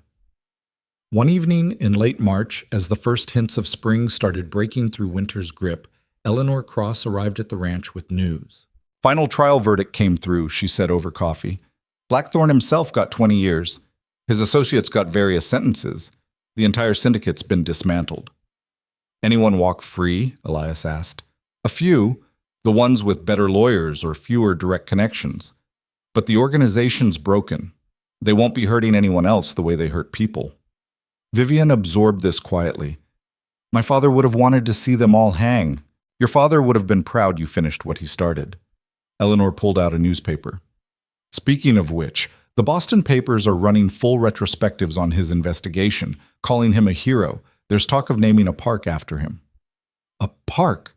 Vivian's laugh was bitter. They killed him, and now they want to celebrate him. That feels obscene. That's politics. They have to pretend they were on the right side all along. Eleanor paused. There's something else. Your father's estate has been unfrozen. Turns out he was wealthier than anyone knew. There's property in Boston, investments, a silver mine in Nevada that's been producing steadily for years. All of it's yours now. The news hung in the air like smoke. Elias saw Vivian processing the implications. She was suddenly wealthy, could return to Boston if she wanted, could reclaim the refined life she'd fled. How much? Vivian asked quietly. Eleanor named a figure that made Elias's breath catch. Enough to buy 10 ranches. Enough to live in luxury anywhere she chose. What will you do? Eleanor asked. Vivian looked around the small ranch house with its bullet-scarred walls and rough furniture. She looked at Maisie reading by the fire. She looked at Elias trying to appear neutral while his heart hammered against his ribs. I think, she said slowly, I'll invest in expanding the ranch. Wyoming's going to need cattle when the railroad comes through. And there's this school idea I've been thinking about. Education for ranchers' children who can't get to town in winter. You're staying? Eleanor couldn't hide her surprise. Boston doesn't want the real me. It wants the version that fits their expectations. Out here, I can be whoever I need to be. She met Elias's eyes. If that's acceptable to the property owner. Elias tried to find words and settled for the simplest truth. More than acceptable. Eleanor smiled knowingly. I'll leave you three to discuss the details. But Vivian, if you're serious about that school, I know people who can help. Territory's been needing better education for years. After Eleanor left, Maisie looked up from her book. Does this mean you're staying forever? If your papa doesn't mind having me around. Papa? Maisie turned hopeful eyes on her father. Elias thought about the woman who'd stepped off the train in silk gloves and terror. Thought about how she'd transformed through necessity and determination into someone who could shoot straight and stand her ground. Thought about the way Maisie had started smiling again, the way the house felt less empty with someone else moving through it. I got a question first, he said to Vivian. All right, that first day when I almost sent you back on the train, why'd you really stay? What made you trust a complete stranger in the middle of nowhere? She considered the question seriously. Because you looked at me and saw someone worth helping instead of someone worth using. That was new. I'd forgotten what it felt like. That's it? That's all it took? Sometimes that's everything. She stood and moved to the window, looking out at the land that had become hers through trial and choice. I came here running from wolves, found out I was stronger than I knew, found people willing to stand with me, found a place where truth mattered more than money. She turned back. Why wouldn't I stay? Fair point. Maisie had been following the conversation with the seriousness children bring to adult discussions that affect their lives. So you're staying forever? That's the plan, Vivian said. Good. I like you. Maisie returned to her book like that settled everything. In a way it did. The rest was details to be worked out over time, how the ranch would expand, how responsibilities would divide, what exactly their relationship would become. But the foundation was there, built from shared danger and mutual respect. That night, after Maisie was asleep, Elias and Vivian sat by the fire the way they had many nights since the barn burning. But this time felt different, less desperate, more permanent. I should probably ask you proper-like, Elias said, about making this arrangement official. Legal marriage instead of just practical cooperation. Are you asking? Seems like I should. Then ask. He turned to face her directly. Vivian Hale, will you marry me? For real this time, not just survival convenience. Full partnership, equal say in ranch decisions, shared everything including the hard parts. The hard parts especially, she said, because those are the ones that matter. Is that a yes? It's a yes. She smiled, and it was the first genuinely relaxed smile he'd seen from her. Though we should probably tell Maisie first, she'll have opinions. She always does. They sat together watching fire shadows dance across the walls of a house that had survived winter, violence, and the kind of change that remade lives. Outside, the last snow of the season fell soft and clean, covering old scars with new possibilities. Somewhere in Boston, men sat in prison cells contemplating their fall. Somewhere across 6 territories, newspapers continued reporting on the scandal that had exposed them. Somewhere in the machinery of justice, wheels turned slowly toward accountability. But here, on a small ranch in Wyoming territory, 3 people who'd found each other through accident and choice were building something more lasting than vengeance or victory. They were building home. The wedding happened on a Tuesday in April, not because Tuesday held any particular significance, but because that's when the circuit preacher happened to pass through, and Elias saw no point in waiting. Maisie had opinions about everything: the flowers, the timing, whether Vivian should wear white or something practical, but ultimately conceded that her father and Vivian knew their own minds. "Just don't expect me to call her mama," Maisie said the night before. "I already had a mama." "Nobody's asking you to replace her," Elias replied. "Vivian's not trying to be your mother. She's trying to be herself." "What's that mean?" "Means she gets to figure out what she is to you, and you get to figure out what you are to her, and nobody's forcing anything." Maisie thought about this with the seriousness she brought to complicated problems. "So she's just Vivian?" "For now, maybe always." "That good enough?" "Yeah, that's good enough." The ceremony was simple. Tucker stood as witness along with Eleanor Cross, who'd traveled from Cheyenne specifically for the occasion. Mrs. Chen brought food. David and his family came. Tom Welker and the Morrison brothers showed up. Not a large gathering, but the people who mattered. The preacher, an elderly man named Reverend Walsh, who'd been marrying frontier couples for 30 years, kept it brief. He'd seen enough hardship to know that elaborate ceremonies meant less than the commitment people made when nobody was watching. "Marriage out here isn't like marriage in cities," he said, addressing Elias and Vivian directly.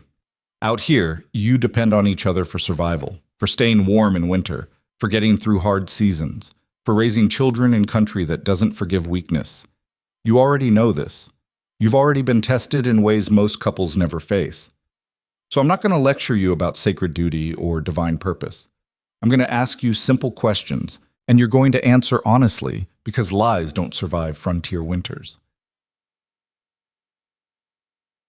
He turned to Elias. "Do you take this woman as your partner? Not just in household management or child rearing, but in every decision that affects your shared life. Will you listen to her counsel, respect her judgment, and treat her as an equal rather than property?" "I will," Elias said. Walsh turned to Vivian.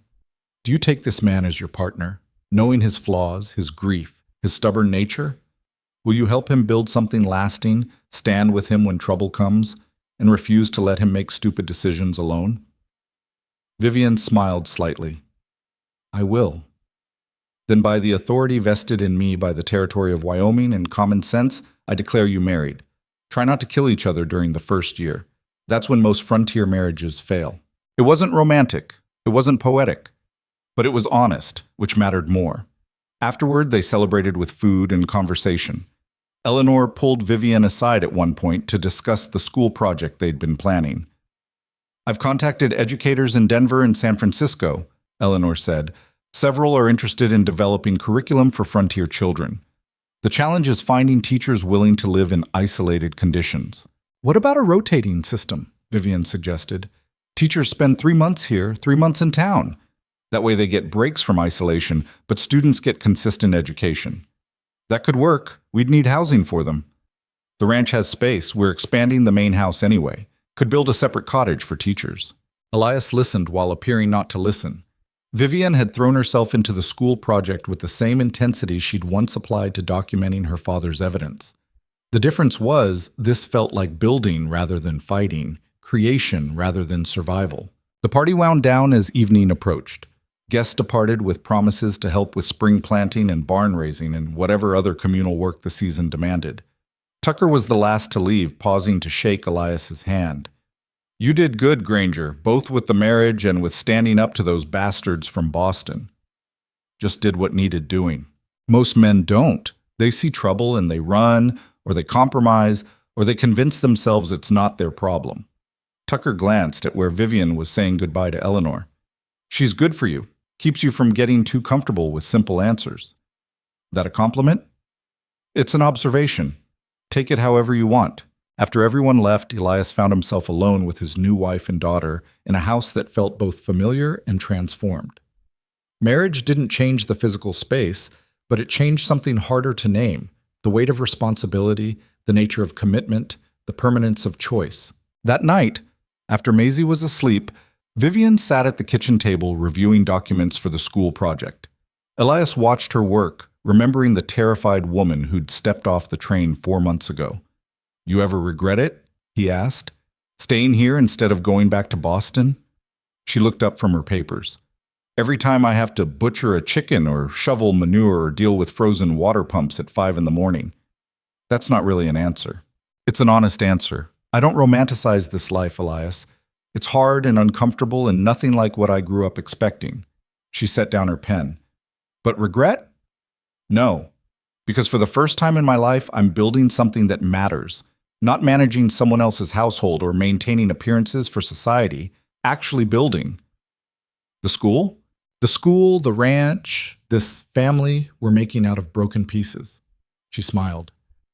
I spent 28 years trying to be what other people expected. Out here, I get to figure out what I actually am. That's worth frozen water pumps. Even when your hands are so cold you can't feel your fingers? Even then. The months that followed tested that conviction repeatedly. Spring brought floods that washed out fencing. Summer brought drought that threatened the water supply. Vivian worked alongside Elias and hired hands, learning through necessity what no finishing school could have taught her. She made mistakes, costly ones sometimes. But she learned from them in ways that earned respect from neighboring ranchers who'd initially dismissed her as a city woman playing at frontier life. The school project moved forward despite obstacles. Vivian used her inheritance to purchase land adjacent to the ranch and hired builders to construct a schoolhouse and teacher's cottage. Eleanor recruited educators and developed curriculum. By fall, they had their first teacher, a young woman named Sarah Brennan from Chicago, who'd grown tired of city schools and wanted adventure. "Adventure's one word for it," Sarah said after her first Wyoming winter. "Madness is another, but the children are bright and eager, and that makes it worthwhile." Maisie thrived under formal education. She devoured books, asked endless questions, and showed a particular aptitude for mathematics that reminded Vivian painfully of her father. Other children from surrounding ranches attended when weather permitted, creating a small community of learning that grew each season. The ranch expanded as Vivian's inheritance allowed investment in better stock, improved facilities, and hired help for seasons when work exceeded what 2 people could manage. Elias resisted accepting the money at first, pride warring with practicality. "It's not charity," Vivian said during one particularly stubborn argument. "It's investment in our shared enterprise. Or did you think we'd stay small forever? Small worked fine before you arrived. Small worked because you had no choice. Now you do, unless you're too proud to admit that accepting help doesn't make you weak." The argument ended in compromise, as most of their arguments did. They'd learned to fight productively, to disagree without destroying, to find middle ground between his frontier pragmatism and her strategic planning. Mrs. Chen observed these dynamics with amusement. "You fight like old married people already," she said one day while helping Vivian prepare food for a barn raising. "Takes most couples years to learn that skill." "We had accelerated learning conditions," Vivian replied. "Nothing teaches cooperation faster than people trying to kill you." "True, but most couples don't face that particular educational opportunity." Mrs. Chen chopped vegetables with practiced efficiency. "You're good for Elias.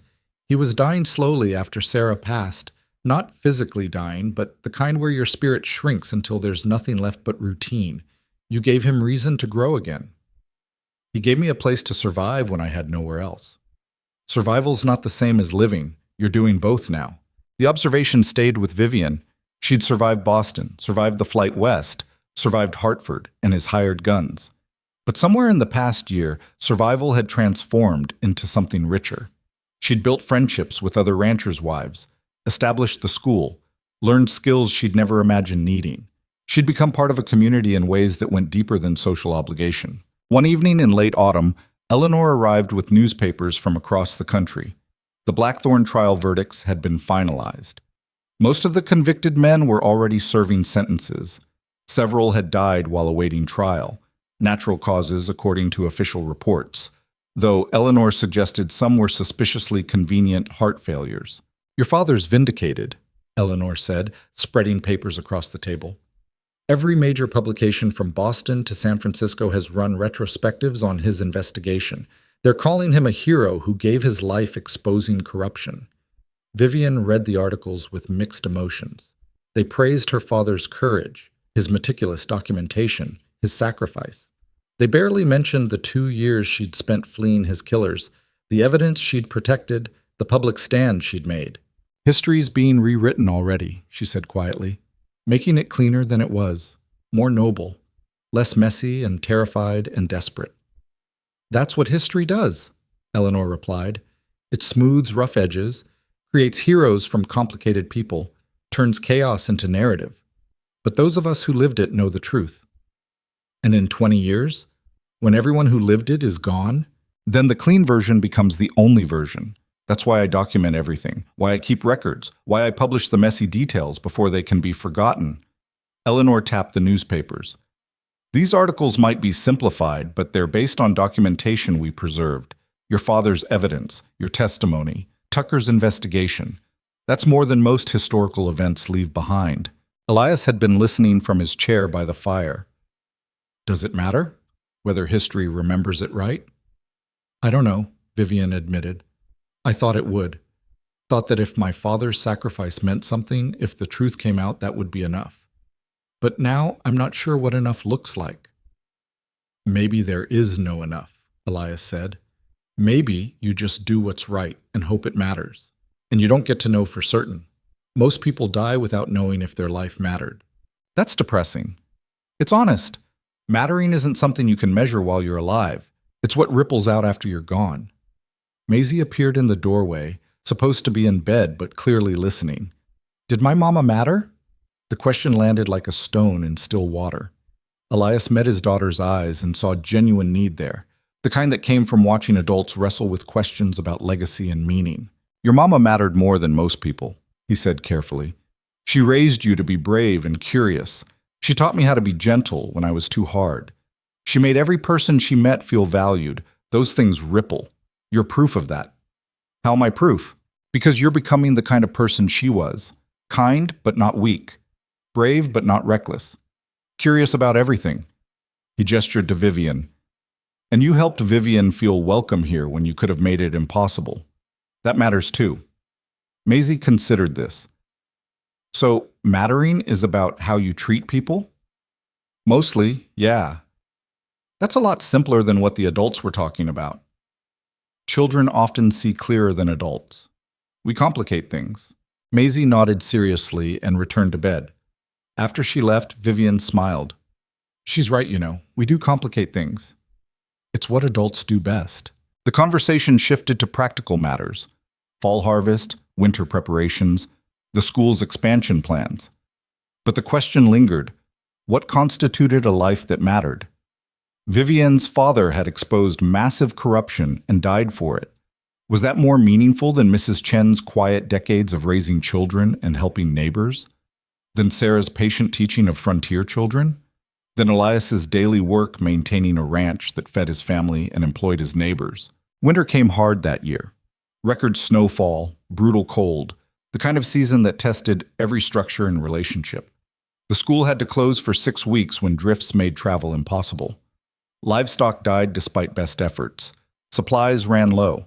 But the expanded ranch had reserves that Elias's smaller operation wouldn't have.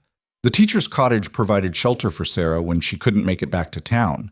The connections Vivian had built with other ranchers created networks of mutual aid that kept everyone supplied.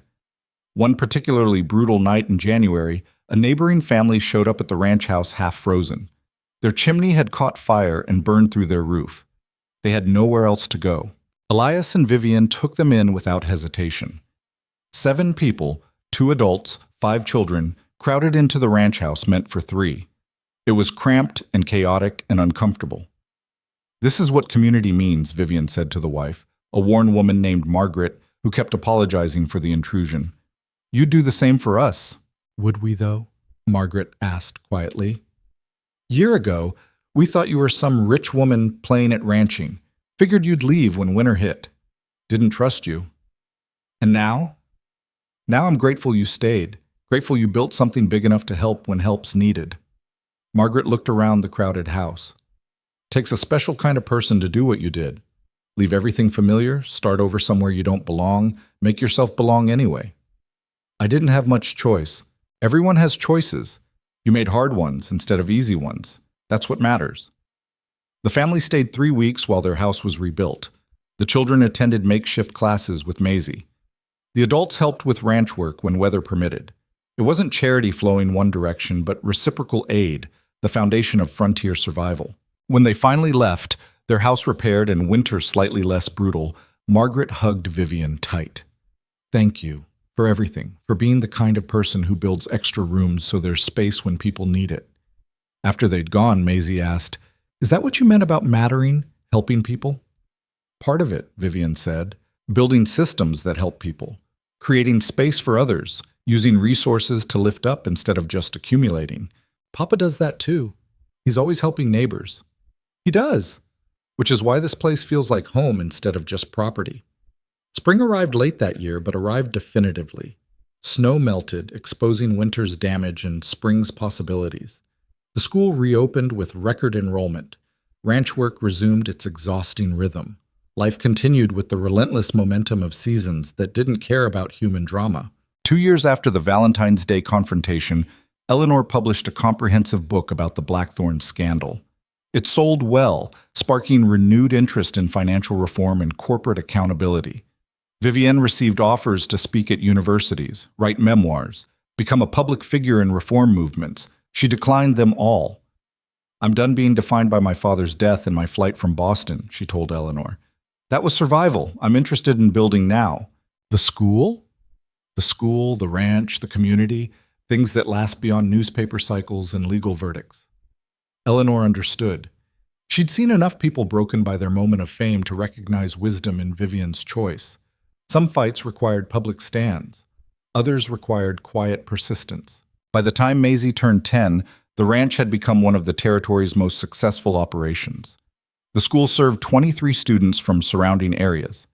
Vivian had established scholarship programs for children whose families couldn't afford tuition. Elias had earned respect as both rancher and community leader, often consulted on matters affecting the region. They'd built something that mattered in ways neither had anticipated when a terrified woman stepped off a train and a desperate widower made the risky choice to help her. One summer evening, Elias and Vivian sat on the porch watching Maisie play with neighboring children. The girl had grown tall and confident, showing traces of her mother's gentleness and Vivian's sharp intelligence. Think she'll stay here? Vivian asked. When she's grown? Or will she want cities and excitement? Don't know. She gets to choose her own path. Elias watched his daughter laugh at something one of the other children said. But I hope we've given her enough foundation that whatever she chooses comes from strength rather than fear. Like you gave me. Like we gave each other. He took her hand. I was dying slow when you arrived. Didn't realize it until you showed me what living looked like. Not just surviving, but actually building something new. I was running when I arrived. Didn't know how to stop until you showed me there were places worth standing still for. They sat in comfortable silence, watching the sun paint the mountains in shades of gold and purple. Years of shared hardship had forged something stronger than romance, deeper than convenience. Partnership built on mutual respect, tested by violence and weather, and all the small conflicts that defined daily life. Mrs. Chen appeared on the path, moving slower now in her advanced age, but still sharp-eyed and sharp-tongued. She'd become a fixture at the ranch, treating it as an extension of her own property. You two getting sentimental again? She asked, settling into a third chair. Old married people always get sentimental at sunset. We're not old, Elias protested. You're old enough. Got gray in your beard, lines around your eyes. That's old in frontier years. She looked at Vivian. How's the school expansion going? Good. We're adding another classroom next month. Sarah's training 2 additional teachers. You're building an empire of education. Your father would be proud. It was the first time Mrs. Chen had mentioned Vivian's father directly. Vivian felt emotion tighten her throat. I hope so. Though I think he'd be disappointed I'm not fighting bigger battles. Bigger than educating children, than building community, than showing other women they can survive and thrive out here? Mrs. Chen shook her head. Your father fought his battle. You're fighting yours. Different doesn't mean smaller. When did you get so wise? Vivian asked. I've always been wise. You just took years to notice. They laughed together, three people from wildly different backgrounds who'd been forged into family by circumstance and choice. The ranch around them represented more than property or business. It represented possibility, the idea that people could remake themselves, that courage came in different forms, that home was something you built rather than something you inherited. Maisie ran up to the porch, breathless and excited. Papa, Miss Vivian, can I show you something? She led them to the edge of the property where she'd been playing. There, carved into a flat stone, were names: Sarah Granger, John Hale, and below them, in smaller letters, they mattered. I've been learning about honoring people, Maisie explained, at school. Sarah said people deserve to be remembered for what they did. So I made this. Is it okay? Elias knelt beside his daughter, throat tight. It's more than okay, sunshine. It's perfect. Vivian couldn't speak. She just nodded, tears streaming down her face, not from grief now, but from something more complex. Gratitude, maybe? Or recognition that the fight she'd waged to honor her father's memory had succeeded in ways she'd never anticipated. They did matter, she managed finally. And so do you, Maisie. So do all of us trying to build something good. That night, after Maisie was asleep and the ranch was quiet, Vivian stood at the window looking out at the land that had transformed from refuge into home. Elias joined her, wrapping an arm around her waist. No regrets? He asked. Hundreds, but none about staying here, none about choosing this life. She leaned into him. I came here running from wolves. Turns out I needed to run toward something instead. Took a burned barn and hired guns and a stubborn rancher to teach me that. I wasn't that stubborn. You were absolutely that stubborn, still are. Fair enough. They stood together in the darkness, two people who'd found each other through desperation and built something lasting through determination. Outside, Wyoming stretched endlessly, harsh and beautiful, demanding and rewarding, the kind of place that killed the weak and forged the strong into something harder than they'd imagined becoming. 5 years later, the ranch had grown into one of the territory's anchors. The school educated 40 students. Vivian's scholarship program had sent 3 children to university. Elias served on territorial councils, advising on land management and water rights. Maisie showed signs of becoming a teacher herself, often helping Sarah with younger students. Eleanor published updates on the Blackthorn aftermath. Most of the convicted men had served their sentences or died in prison. The syndicate's stolen assets had been partially recovered and distributed to victims. Financial regulations had been strengthened in response to the scandal. Your father's legacy is institutional reform, Eleanor told Vivian during one visit. Laws changed because of what he documented. That's rare. Most exposés create momentary outrage and then fade. And what's my legacy? Vivian asked. If history remembers anything about my part? The woman who finished what her father started, who brought down an empire and then built a school, who proved that survival and contribution aren't mutually exclusive. That sounds cleaner than the reality. All legacies sound cleaner than the reality. That's how they survive. Eleanor smiled. But between us, your legacy is showing that courage doesn't require being fearless. It requires being terrified and acting anyway. That winter, Mrs. Chen died peacefully in her sleep. The entire community gathered for her funeral, sharing stories of her kindness, her sharp wit, her quiet strength. Vivian spoke about finding family in unexpected places, about how Mrs. Chen had welcomed a stranger when suspicion would have been easier. David Chen thanked everyone for coming and made an announcement. My mother always said the Chen property and the Granger Ranch were really one family. She wanted that recognized officially, so we're combining operations, making it legal what was already true in practice. The merged operation became known as Iron Ridge Ranch, named for the ridge overlooking both properties. It employed 15 people full-time and supported dozens more through seasonal work and supply contracts. Maisie turned 16 that spring, tall and confident, moving through the world with the self-assurance that came from being raised by people who believed in her capacity.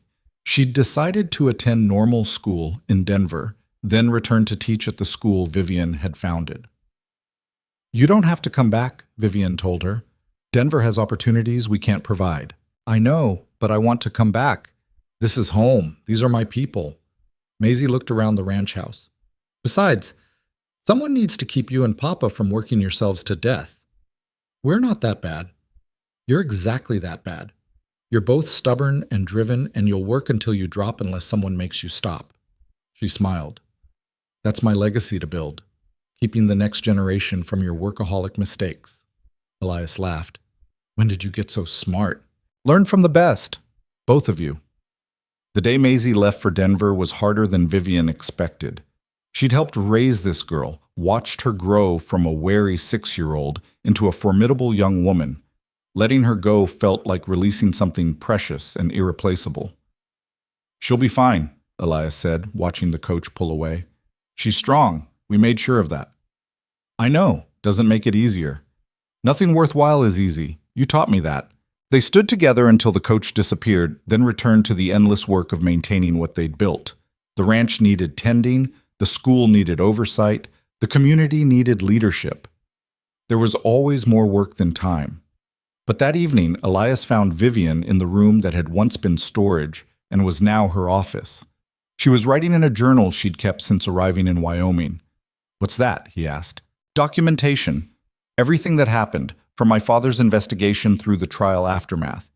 Eleanor says I should publish it, but I'm not sure anyone cares about one woman's experience." "I care.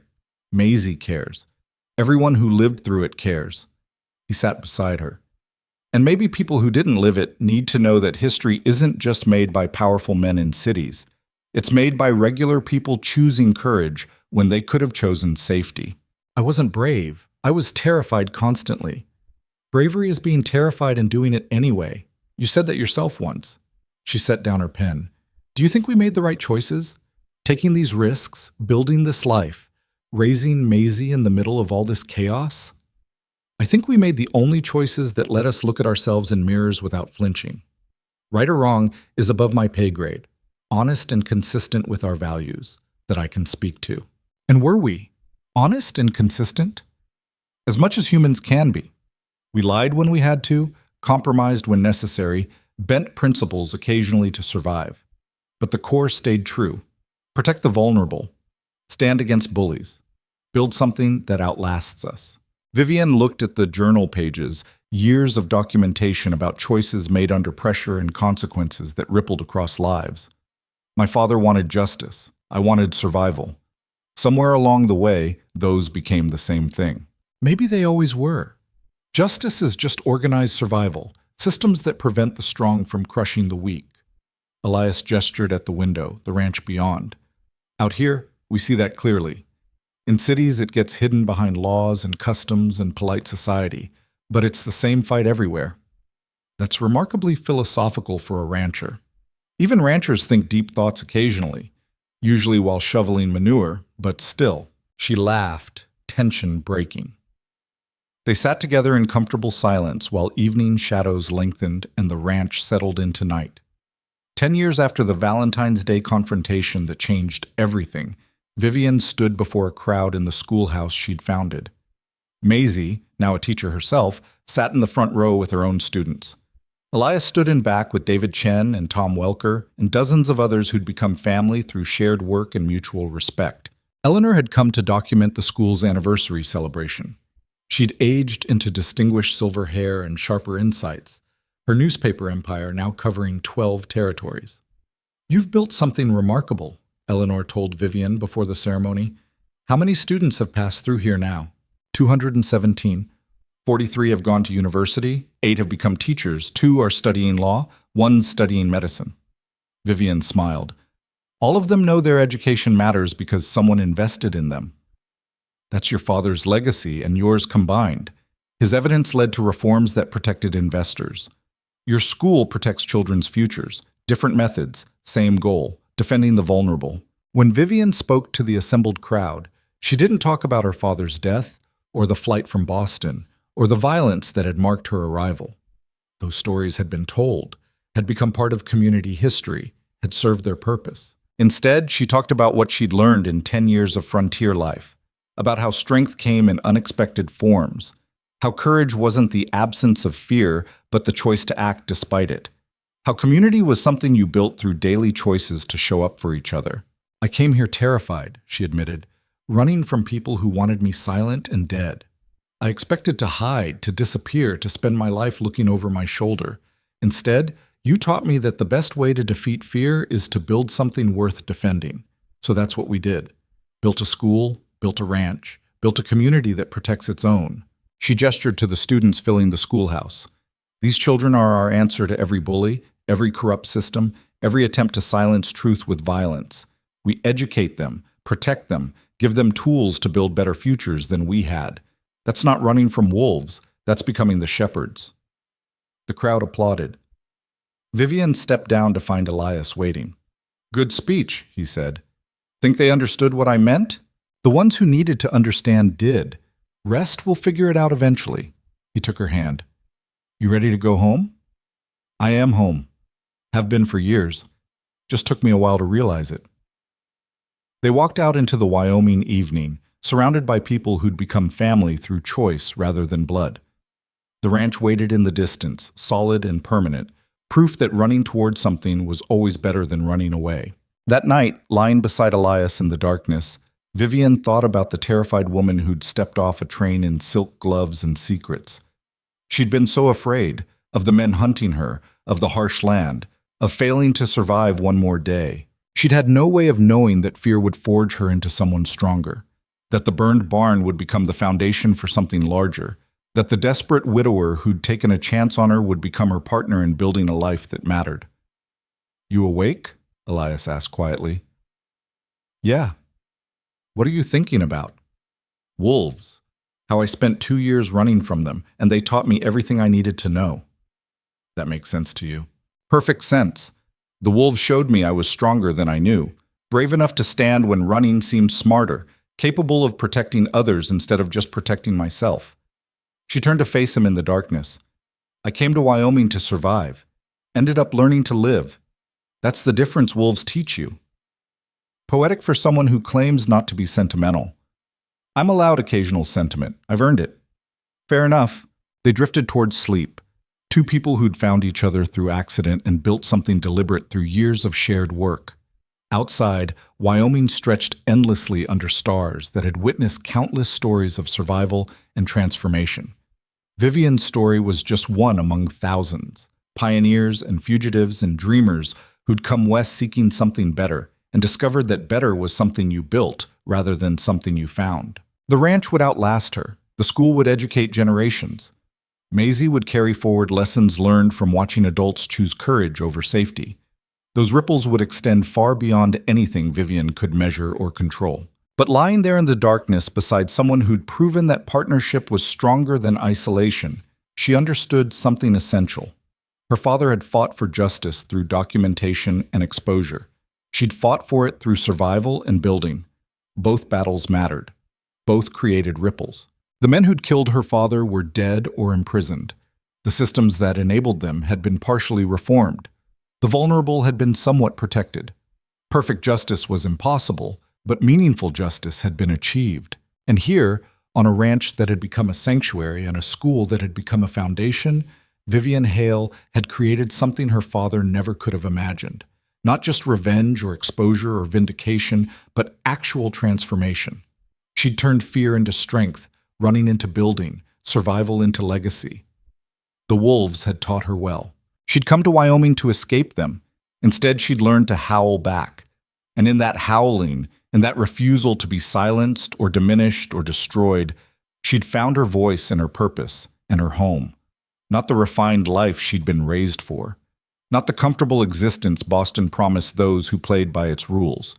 But something harder and truer. A life built on honest work, genuine relationships, and the daily choice to stand up rather than run away. 20 years later, when historians documented the Blackthorn scandal, they'd mention John Hale's courage and Eleanor Cross's journalism and Marshall Tucker's investigation. Vivian would be a footnote, The daughter who preserved evidence, the witness who testified, the woman who escaped to Wyoming. But in Wyoming, in the community she'd helped build, the story would be different. There, she'd be remembered as the woman who'd arrived terrified and transformed that fear into a school, a ranch, a legacy of protection and education, and refusal to let evil win. History might not record it accurately. That was fine. The people who mattered, the students educated, the families supported, the community strengthened, they'd know the truth. And in the end, that was enough. Not perfect, not complete, but enough. The wolves had been faced, the battle had been fought, the building had been done. Everything else was just ripples spreading outward into a future she'd helped create but would never fully see. And that she'd learned was how meaning worked. You built it day by day, choice by choice, never knowing for certain if it mattered. You just hoped it did. You made it as strong as you could. You trusted others to carry it forward. Then you rested, having done what you could with what you'd been given. The woman who'd arrived in silk gloves carrying death warrants disguised as documents had become the woman who built schools wearing work gloves rough from daily labor. Both were Vivian Hale. Both were true. Both mattered. But only one was home.